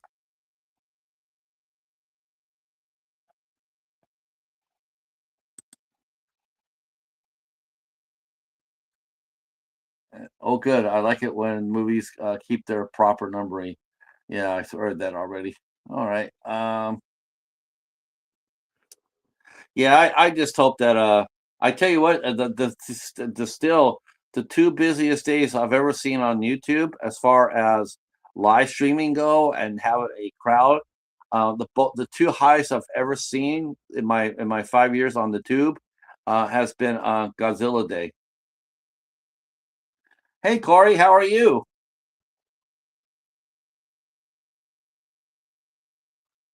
I know I'm still around. I'm still around. I'm just gearing. I'm just getting out of my holiday blues. So get up, back up and running, getting things going again. Going to take a little bit. Um, Brother Max is here. All right, Brother Max. We're just trying to get Al Lucard to. We're trying to get Al to 1900. He's at 891, so we're trying to get him to. We're trying to get him to 1900. I don't think I would. I don't. I think he'll get there, but it won't be by me because I don't think I'm pulling anybody here. Um, I'm just seeing. I'm seeing good friends drop by. Um, yeah, it does. Holiday season is not my forte. It is a struggle for sure. Uh, but Al is. But I'm getting back and running. We got shows coming up on the calendar here. We got um, tomorrow. I got Carolyn D will be with us tomorrow at for a 6 o'clock show. 8 questions. We'll start here at 6 o'clock. Then next Tuesday, I'll be talking to horror reviewer Christy Newton. Um, on the 22nd, we have deathmatch wrestler extraordinaire Hall of Famer Madman Pondo will be here with us on the 22nd. I will be heading over to Al's channel on the 24th, and at 4 o'clock, and we'll be watching Santos versus Blue Demon at 4 o'clock on Al's channel. The 25th for the ISC show, we're covering Perfect Sense. Um, uh, we're covering Perfect Sense. That's going to be awesome. I hope you guys dig that movie. I hope you guys can watch that movie. That is one of the more interesting movies ISC put out, in my opinion. It is one for the books. Um, it, the way they marketed that movie, it's so interesting. It comes across as a love story, but that movie is freaking terrifying. I mean, it's terrifying. So me and Ben and Mighty Mary Wilson will be here on the 25th. And then on the 29th, our good friend Ken from Sledgehammer Horror is going to be coming on. Yes, I live by my calendars. I live by them. Yeah, you should see every club I ever worked at, Corey. Every club that I worked at, the first thing I always brought was a calendar. I always posted up on my wall. You have to have a calendar. Um, yeah, always do that. Some of my calendars are just full of full of scribbles. um, so yeah, well, we're still out there kicking it around a little bit. Hopefully by time February gets around, we'll be up and running for sure. I do think that is because I don't do this very often like I used to do. I mean, I do this like once every 6 weeks. As far as the push video goes, I think that's the reason why it doesn't really work anymore because I'm just not consistent. You do got to be consistent when you do the tube. I just have to be that way. Like your Friday lunch show. Everybody knows that you're going to be there on lunch on Fridays, so everybody shows up. I'm not like that. I used to be more like that, but Got to work back. Got to work my way back into that. Uh, but we're having a good time. People are here. They're talking. So that's better than last time. The last time I did this, I was talking to nobody. Everybody left. I think I had like three people max, and then they all left. So I was like, well, you know what? That's what happens when that's what happens when we're not very active on the tube. If you're not really active on it, people forget about you because there's somebody else out there doing content. So I understand that.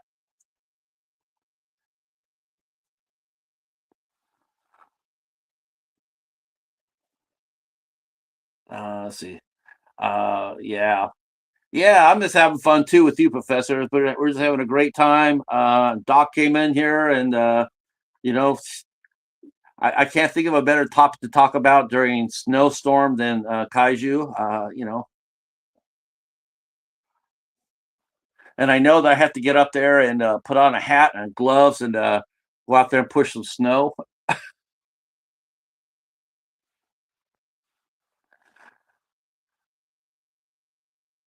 Let's see. Let's see if I can do this. Let me go ahead and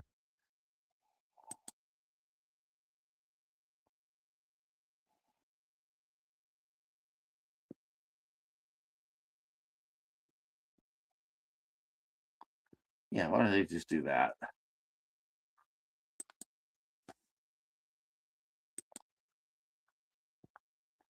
Let me do this so you guys can go ahead and uh, exchange. Um, you guys can go ahead and sign up to each other's page.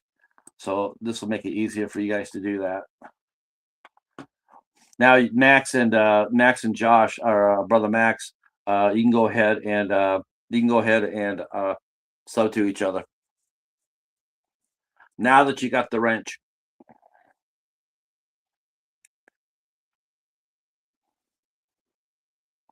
I will say this too. It's been really pleasant the last about 5 or 6 months. It seems like, man. It seems like everybody's just totally having a mellow, good time. I haven't heard about any sort of drama going on. I can't tell you how fun that is, knowing that you can come on here and not hear any bullshit. It's like, man, we're all here for good movies, good movie talk. Talk to some interesting folks, what have you. It's really nice to not see any hostility from anybody. So I really appreciate that.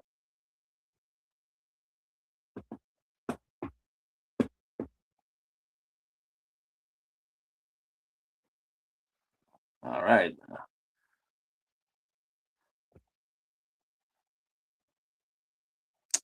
All right. I've been on here for 2 hours and 10 minutes. Man, that's a long time for me.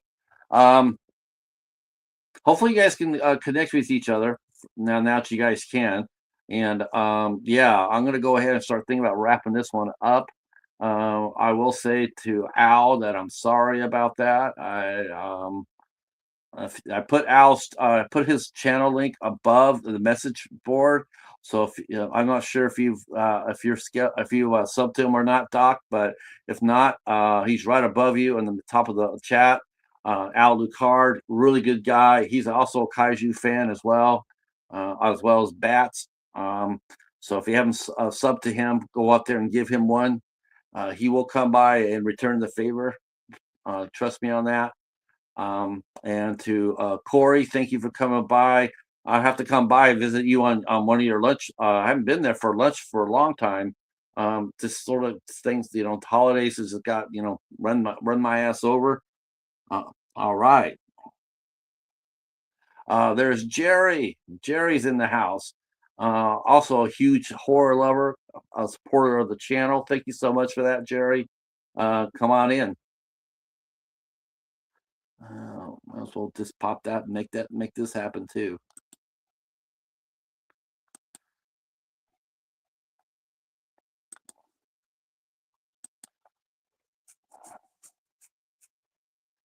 All right. Hopefully you're doing well. Hopefully you're doing well. Michigan is being hit with two storms. We had one of 5 inches and Today we're supposed to get between 1 to 3 more on the ground, and it is so cold here that the snow will not be melting anytime soon. Um, that's the problem with us. It's like when we get snow, a lot of times snow will fall, and then the weather will warm up. The snow will, even if it's like 34, 35, or 36 degrees, snow will melt at that temperature. What happens with us is that we get the snow, and then it's like in the teens. Uh, it is a lot of snow. Um, but like I said, I've already gone out there twice to shovel it, and I'll go out there one more time tonight. It's really light at night. I can go out there at 8 o'clock, 9 o'clock at night, and it's still relatively light. And then I get out there and turn my car over and let it run to keep the battery charged up. Like tomorrow, for sure, I'm going to go somewhere. I don't know where I'm going to go, but I'm going somewhere because I got to take my car out for a run. Uh, but then I'll go out there and scrape the sidewalk, and yeah, no problem, bro. You earned it. Definitely earned it. You've been uh you've been hanging out my channel for quite a while now, so I appreciate it. I know that you're a tremendous supporter of a lot of channels. I hope sometime that you'll do some content too, man. I'd like to collaborate with you on something. We'll do something together. And the professor, I got to get you on here too. I got to get you on here, professor, because I want to do a retro jam with you. In fact, if all you guys want to do one, let me know. Um, let me know if you guys want to do a guest star on RetroTube, and then we'll get together, pick out the TV show, uh, and then an episode, and then we'll talk about it. So if you want to do something like that, like I know the professor loves TV, um, feel free. Feel free.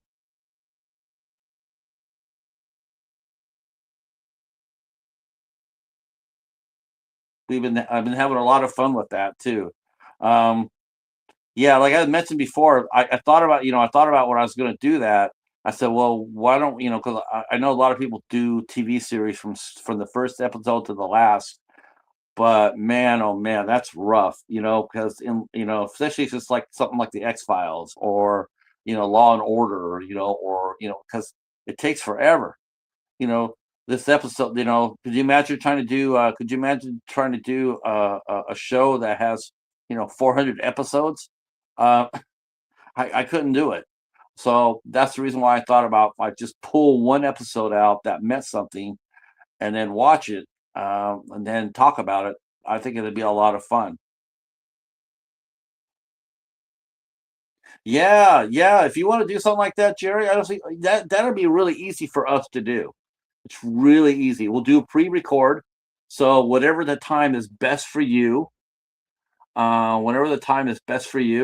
um, just let me know, man, and then we'll set it up. I'm looking for people to co-host, the guest co-host. If you guys want to do it, I would be more than happy to have you. Because there's a lot to be. Now that I know how to do it. Because I had tried doing this once before with Real Talk with Ryan, and I messed it up. But now I know how to do it. Yeah, I won't mess up again. That was frustrating.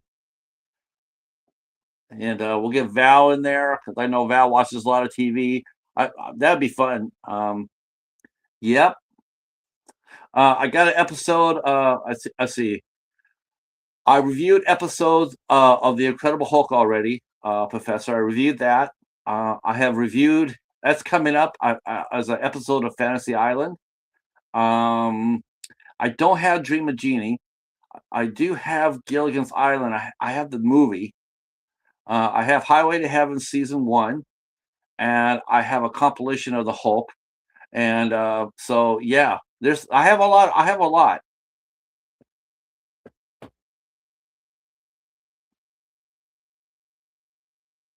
I have the first season of Bewitched. I have 2 seasons of Magnum PI. I have 2 seasons, so we can draw upon that. Yep. Oh my. I have a lot. It's in the closet.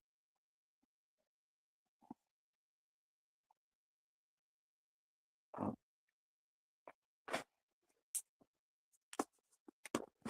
I have the Lost World. I believe I had the first season of Miami Vice. I believe I had the first season of Miami Vice. Yeah, that's a great show, Professor. I watched that for 2 years. I watched that show religiously, and then it got to be the Don Johnson show, and yeah. But I think the best part about Miami Vice was Cruz or Castillo, Edward James Olmos. Yeah, man, he stole the show. The Rifleman. Okay, the Rifleman. I think we could do that one. I have a compilation of 3 episodes, but I think that is actually on Tubi. So I think we could go to Tubi and cover that. There's some really good episodes of the Rifleman there. Really good episodes. You know, they someone actually made a video. Someone made a video how many people the Rifleman shot during the series. It was like 200. He shot like 200 people. I'm not kidding you. It's like he's always sitting there going like, "I don't want no trouble. I got no trouble with you. I don't have." And then he ventilates somebody. Uh, yeah, I don't have any. That's something. That's a show I don't have right now. I don't have anything from Dallas. Um, uh, uh, and me and my mom, we watched that episode. Who shot Jr. We both got it right. Could not believe it. We both guessed the right person. We didn't tell each other who we thought until we watched it. You know, to watch it. Then we said, "Who do you think it was?" And then we said, "We says, no way, that's what I said." And and turned out to be the person. Let's see. Falcon Crest. Don't have Falcon Crest, but I do have Hotel. I don't have Dynasty. Um, yeah, I don't. I know. I would love to get some, but I do have Hotel. Uh, like I have the Love Boat, I have Fantasy Island, I have some European shows as well. Like I have Prime Suspect. I have the first season of the Orville, which I'm looking for the rest of it. I really want to see the Orville from top to bottom. Um, I actually don't have any X Files either, and I mention that show all the time. I don't have any X Files. That's another show that it's very hard to find on the shelf. Um, Someone did donate some copies, but the library person charged way too much money for them. Way too much. Um, Still blows my mind that the dummy that didn't give it to Jeannie, yeah, turned out to be evil Jr. Well, I think he turned out to be evil Jr. is because he didn't do that. He was frustrated. He says, "You know what,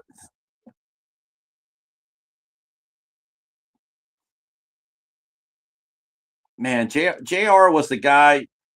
Man, he just didn't know how about Jr. You know, every time you thought that you just absolutely hated the guy, just when you said, "Oh fuck," you know, just like hell no, shoot his ass 6 times. Um, and then he do something that sort of redeemed himself a little bit, you know, like just when you thought he was just there's no chance of him ever doing anything nice for anybody, and then he come at the last minute, he do something nice.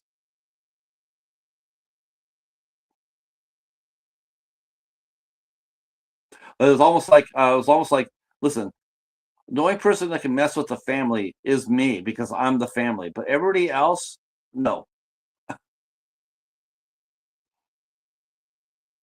Um,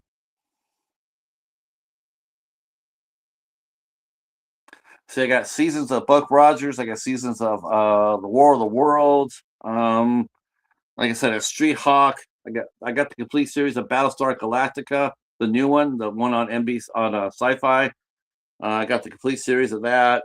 I got the complete series of Dogfight. Got the complete series of Have Gun Will Travel, complete series of Hannibal. Um, yes, well, William Conrad. Yes, Joe Penny and William Conrad. Fun show. I got the complete season of Air. I got the complete series of Airwolf. Got that. Love that show. I love the first three. The first three seasons are great. The last season was some dog meat. No offense, but it was dog meat. Um, they just wanted another season to help syndicate it, so they went ahead and ran one more year, and added because I think it was like close up like 67 or 68 shows, so they got it up to closer to 90 to make it easier to syndicate. Let's see, everything released by Fox commands high prices in the home media market because now that Disney owns Fox, and they sure as heck aren't going to release new uh, releases to DVDs. It's the only option. Yeah, that's true. There's Hobbs. We talked about Hobbs earlier. Um, as a Planet Dune is now on the watch list for Dollar Theater. Silent but Deadly and a fart in the movie and the fart in the movie. Yeah, that's what I said. That's what I.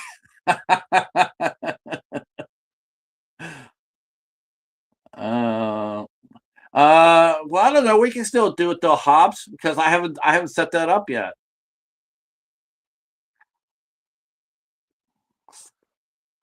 That cover's crazy, Hobbs, on Silent but Deadly. That's crazy. Let's see. What else do we have? We do have some Incredible Hulk. We have Blade the series that came out for a season on Versus that came out. They only ran 10 episodes, but it was actually pretty good. They thought they were going to try to get into scripted shows, and so they released Blade. They did a 2-hour plot for it, and then they did a 10-episode series, and then they decided they weren't going to go that way. Um, they also had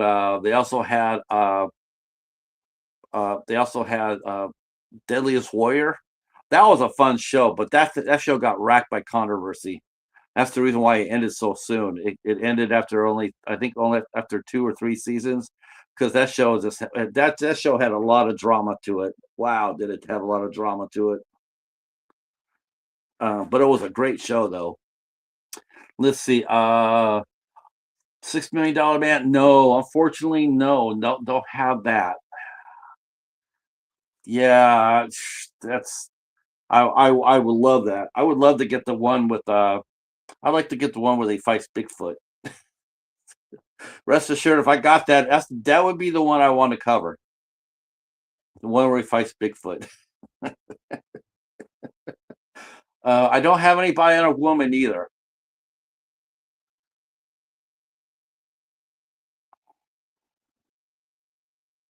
Let's see. I have Gun Will Travel. I have that, so I have the whole series of that. I have the whole series of the Magnificent Seven, which I'll be covering. That will be covering soon. I have a lot of single set. I have a lot of single series. I had the first five. I had the first 5 seasons of Columbo. That's actually a lot of fun to talk about. Columbo is a lot of fun to talk about. Uh, let's see. Oh, that slipped through my fingers, Professor. I actually have that. I had the first season. I think I missed the second one. I slipped through my fingers. Super happy when I came across the first season of Millennium. I have the first season. Dude, we should make that our. You want to make that? You know what? Why don't we make that our show? You and I. I'll set it up. Let's do that. Let's do an episode of Millennium.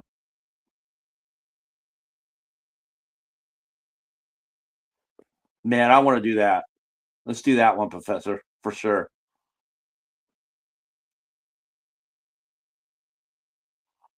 Jerry, I will find something for us as well. Something that from the 70s. I got a few shows from the 70s, so I sure I can find something.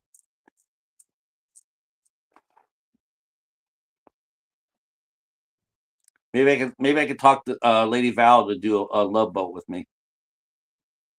Um, I also have comedies as well, so we can do a few comedies. I reviewed an episode of MASH, so if you want to take a look at that, let me drop that list here for you guys. Yeah, RetroTube is a lot of fun. Let's see.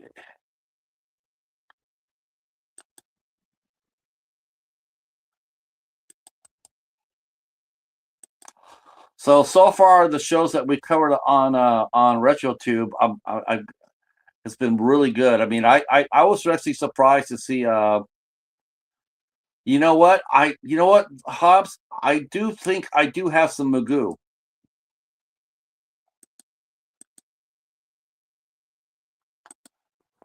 I do believe I have that.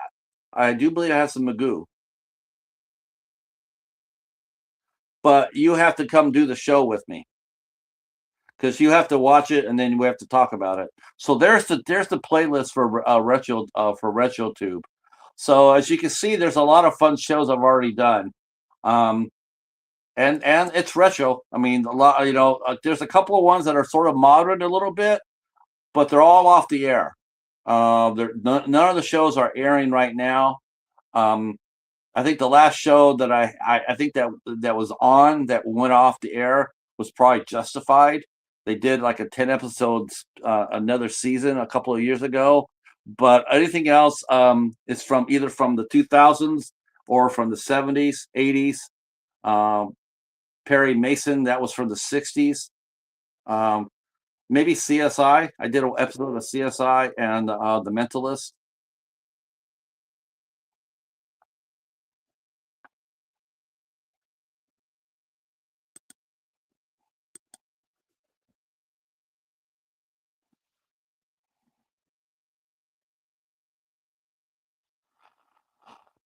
Yeah, yeah, I'll do that. I got the first season of Millennium. Yes, is the Book of Daniel was really good, but it was so ahead of its time. I mean, it really was. Now I think you could do it. You could put that show on Netflix, and it'd be a critical darling. But otherwise, that movie was way too advanced and for network TV. But it was a good show.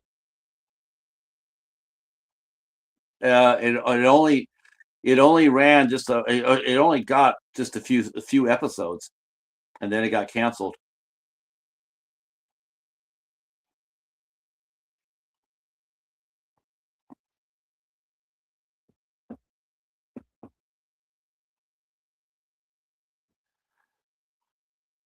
Got a few cartoon shows too. I mean, Haas mentioned Magoo. I got a few cartoon shows as well, including Star Trek.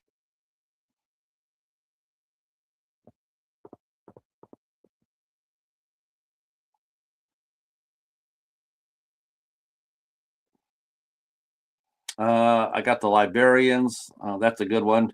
Um, that's actually a lot of fun. I had the complete collection of Angel and Buffy the Vampire Slayer.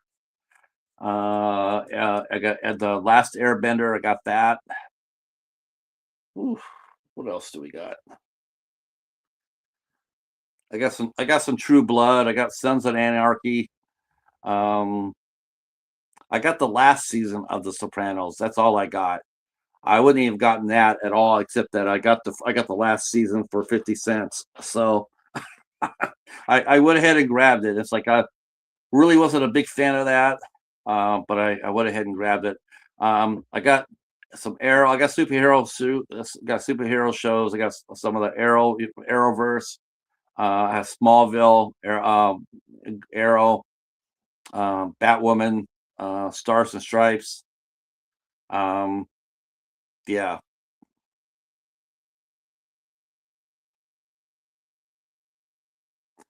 the Bond. Yes, that sucks, right? Let's see. Professor mentions got box sets for Looney Tunes, Scooby Doo, Tom and Jerry, and most of the Turtle releases. I got the complete series of Johnny Quest. and the Herculoids. I got that. Um, I heard great things about the Bondsman, but yeah, that first season hook is really bad.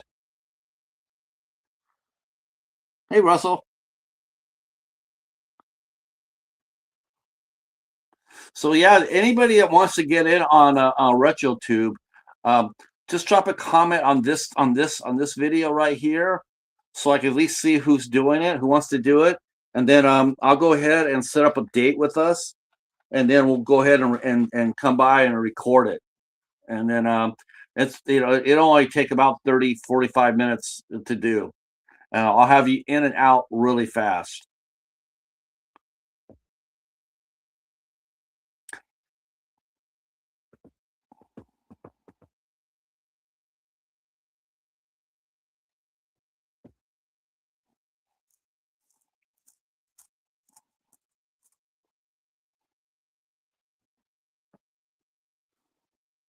Hopefully that'll be something everybody wants to do, because I've been having a lot of fun doing it, and it's different. Now I've seen some channels out there. There's one channel that does Columbo. Oh my God, that's the best channel ever. She does so much work for her show. She is, I mean, but that's all she does. That's all she does. It's just the Columbo, and like, to make her every episode, it must take her. I think it takes her like 5 weeks, 4 to 5 weeks to do, if not more, to do the show. Um, and and and this is something she has that I don't know anybody else does, but she actually has permission to run clips. She got permission from Universal Studios to run clips. So yeah, it's a great series. I didn't know who she was at all until after I put out my first episode. I did an episode of Columbo, and then I was like, I wonder if anybody else has done this. And of course, knowing that, and then I found her channel. I was like, holy shit, this is like the Grail. It was like I mentioned before, sort of like Anthony from Fever Dreamland Theater. He does the best Twilight Zones. I mean, there's nobody out here that does Twilight Zone like he does, and his views reflect that as well. Um, yeah, I actually got some Twilight Zone myself, but man, I don't even think I get even come close to what he's doing. I saw that and I'm like, that'd be really. I'd like to talk about some Twilight Zone, but why bother? I mean, you're already friends with the master of it, so master of the zone. Now the Outer Limits, man, I know they've released the Outer Limits on physical, but it's like the worst physical release I've ever heard of. Anybody and everybody who's ever ordered it has hated it, has said that it's really poorly made, and they would not recommend buying it at all. And there was a lot of people saying that. All right. Professor says he's down for Millennium. Sweet. And I feel it doesn't get talked about. Yes, Lance Henriksen has been pushing for a release of the series for years. I wish. I wish it would. All right. So here's what we'll do. I have so many shows. What I'm gonna do is I'm gonna make this. I'm gonna make this for Wednesday. So it's gonna be retro tube, but I'm gonna do my regular retro tube. Then I'll do one with guest stars. All right. So that's what we're gonna do. So Professor, today's the 15th. Today's the 16th. Um, are you available? What days are best of what is the best time that you're available, Professor? Doesn't matter. Doesn't matter. During the day, what is the best time for me to get you?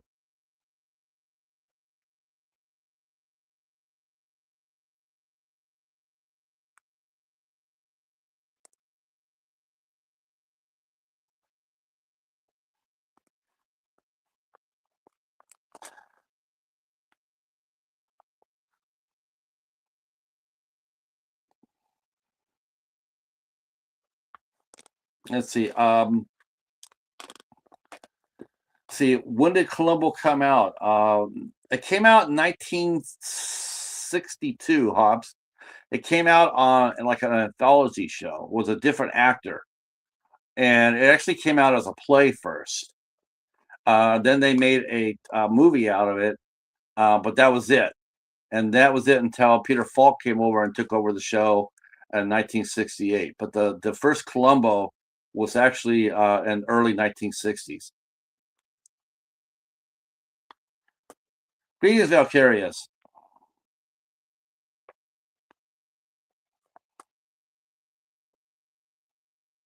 It does seem like it's old, Hobbs, but I tell you, but some, man, those older shows like Columbo and like Perry Mason, man, the writing of those shows was just so awesome. No, no, you're probably thinking no Columbo. No, no, he didn't come out during the 1900s. Though there have been a few detectives along that line. In fact, there's one show that I wrote about called uh, uh, uh, let's see, the Murdoch Mysteries is set like that. Hobbs. The Murdoch Mysteries is set in the turn of the century Toronto. See, Murder She Wrote. That's a good show. Yep, that's an interesting show. Hobbs TV didn't even Steven didn't I mean TV didn't even come out till after the war. There's really no TV shows after the World War II. Now there were radio shows, but as far as TV shows, not until after the World War II. So you know that too, you knothead. Let's see. Oh, Steven, of course. Sure. Ask Bobby if she wants to hang out. Okay. Friday evening is my only chance for sure. Pre-recorded, the weekend will work fine. So okay, so why don't I hook up with you let's hook up on Sunday. Let's go with Sunday at 12 o'clock.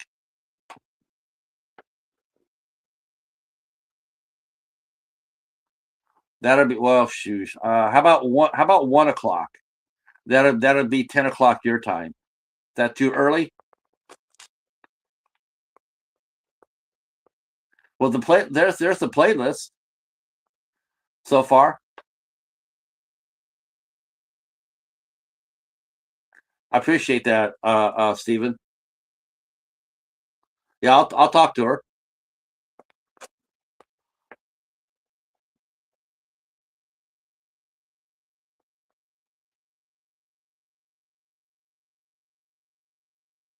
Oh, Star Search, huh? I have friends who are on Star Search. They did pretty well too. See, I'll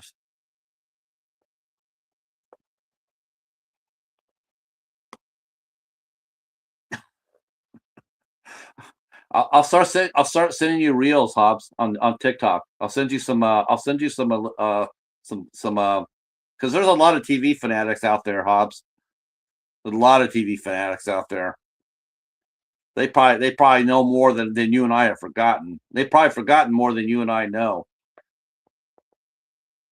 And you and I could do one too, Josh, because it only takes like 30 minutes and it's pre-recorded. So I mean, you get on, we talk about it, you're out of there.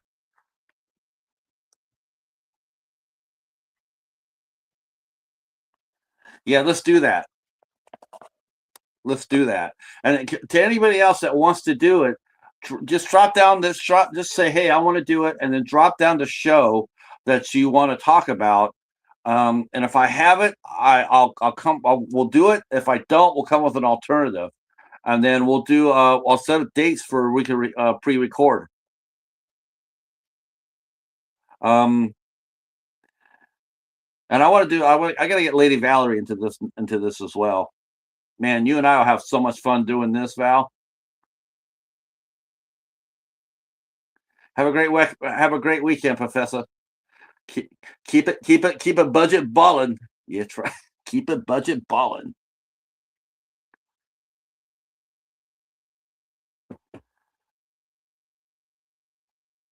Hey, Joe. All right, people are starting to come on in. This is fun. All right, so let's see what we got here. So the just in case anybody has missed out, I better put this back up here. So we're trying to get our good friend Al Lucard. We're trying to get him up to 1900. He's like 9 people short. So let me put his link here. And if you have not subbed to Al's channel, if you guys could do that, if you guys wouldn't mind doing that, that would be awesome. I think most of you here are friends with Al Lucard, but if you haven't, please slide on over there and give our boy the Bat a follow. He's definitely working hard. And once he gets up to 1900, then 2000 will come really, really fast. So that would be awesome if we could just give him a slight push, see if we can get him up there. He's at 891 right now, and that would be really cool if we could push him. All right. Oh, okay. So we got some subs there. Joe, how are you been doing, man? Yeah. uh, Bats. Joe Bats. Let's see, and Steven. Yep. All right, all right. So hopefully we'll get Al up to 1900. Like I said, he definitely deserves it, man. Um, yeah, I don't really, he is sort of like a horror host, isn't he, Steven? Yeah, he sort of is. Um, to everybody else, Joe too. He does a lot of good, cool content. He likes some of the older films. Does a lot of the older films. He does silent films. Um, right now, he's got a series going featuring El Santos, the famed Mexican wrestler who they made a series about 60 movies out of. He's doing that right now. Um, uh, in fact, I'll be doing one of those with him on the 24th. And then he also does a lot of silent films. And in fact, I'll be doing one of those pretty soon as well.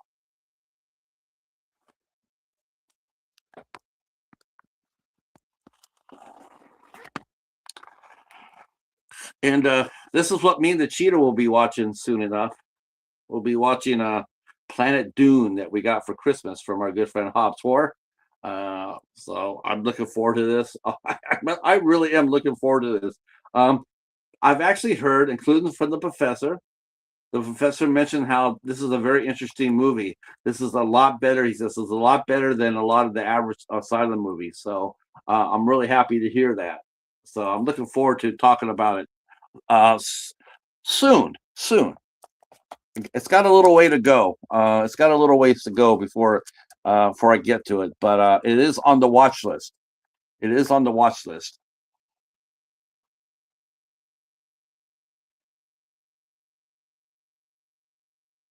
Yeah, he puts out some strong content. We did a show together called the Midnight Society, where we still sort of do.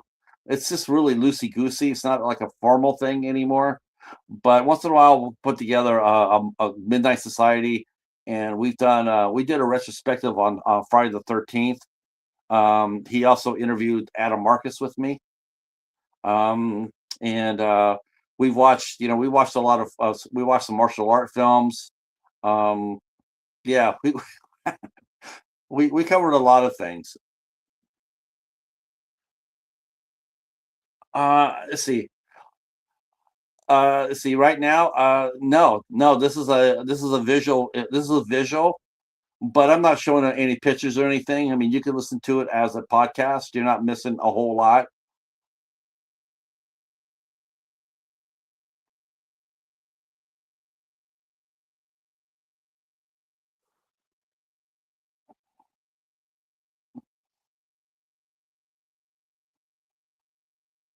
Yeah, I don't know. I don't know why.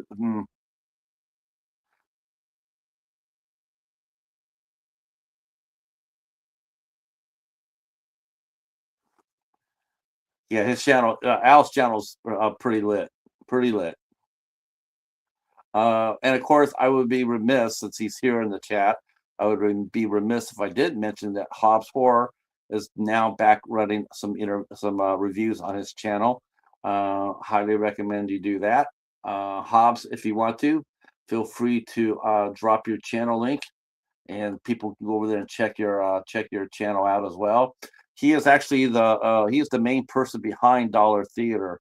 He's the one that made it happen. And Dollar Theater is the ongoing series which we watch and review films for $1.25 or less. If we paid $1.20, if you paid $1.25 or less, or received it as a gift, or found it, or got it at a yard sale, anything that's under $1.25, by all means, watch and review it. We sort of it's sort of like a pushback a little bit, so as to speak, to the people who go out there and spend $60 at a boutique label. They go out there and they spend that $60 for one movie that's already been released like 20 times. Dollar Theater sort of like the anti boutique label. It's for the guys who don't have that kind of money to go around and throw out a movie, or don't get it from the boutique itself. It's just our way of like, hey, we can go out there with get more for our money, and we get a lot of really good movies to boot. And so Dollar Theater is a lot of fun to do, and you just never know what we're going to review. Well, if you come by the channel and look, you'll see what I'm doing. I got some movies coming up here, but we have a lot of fun doing it.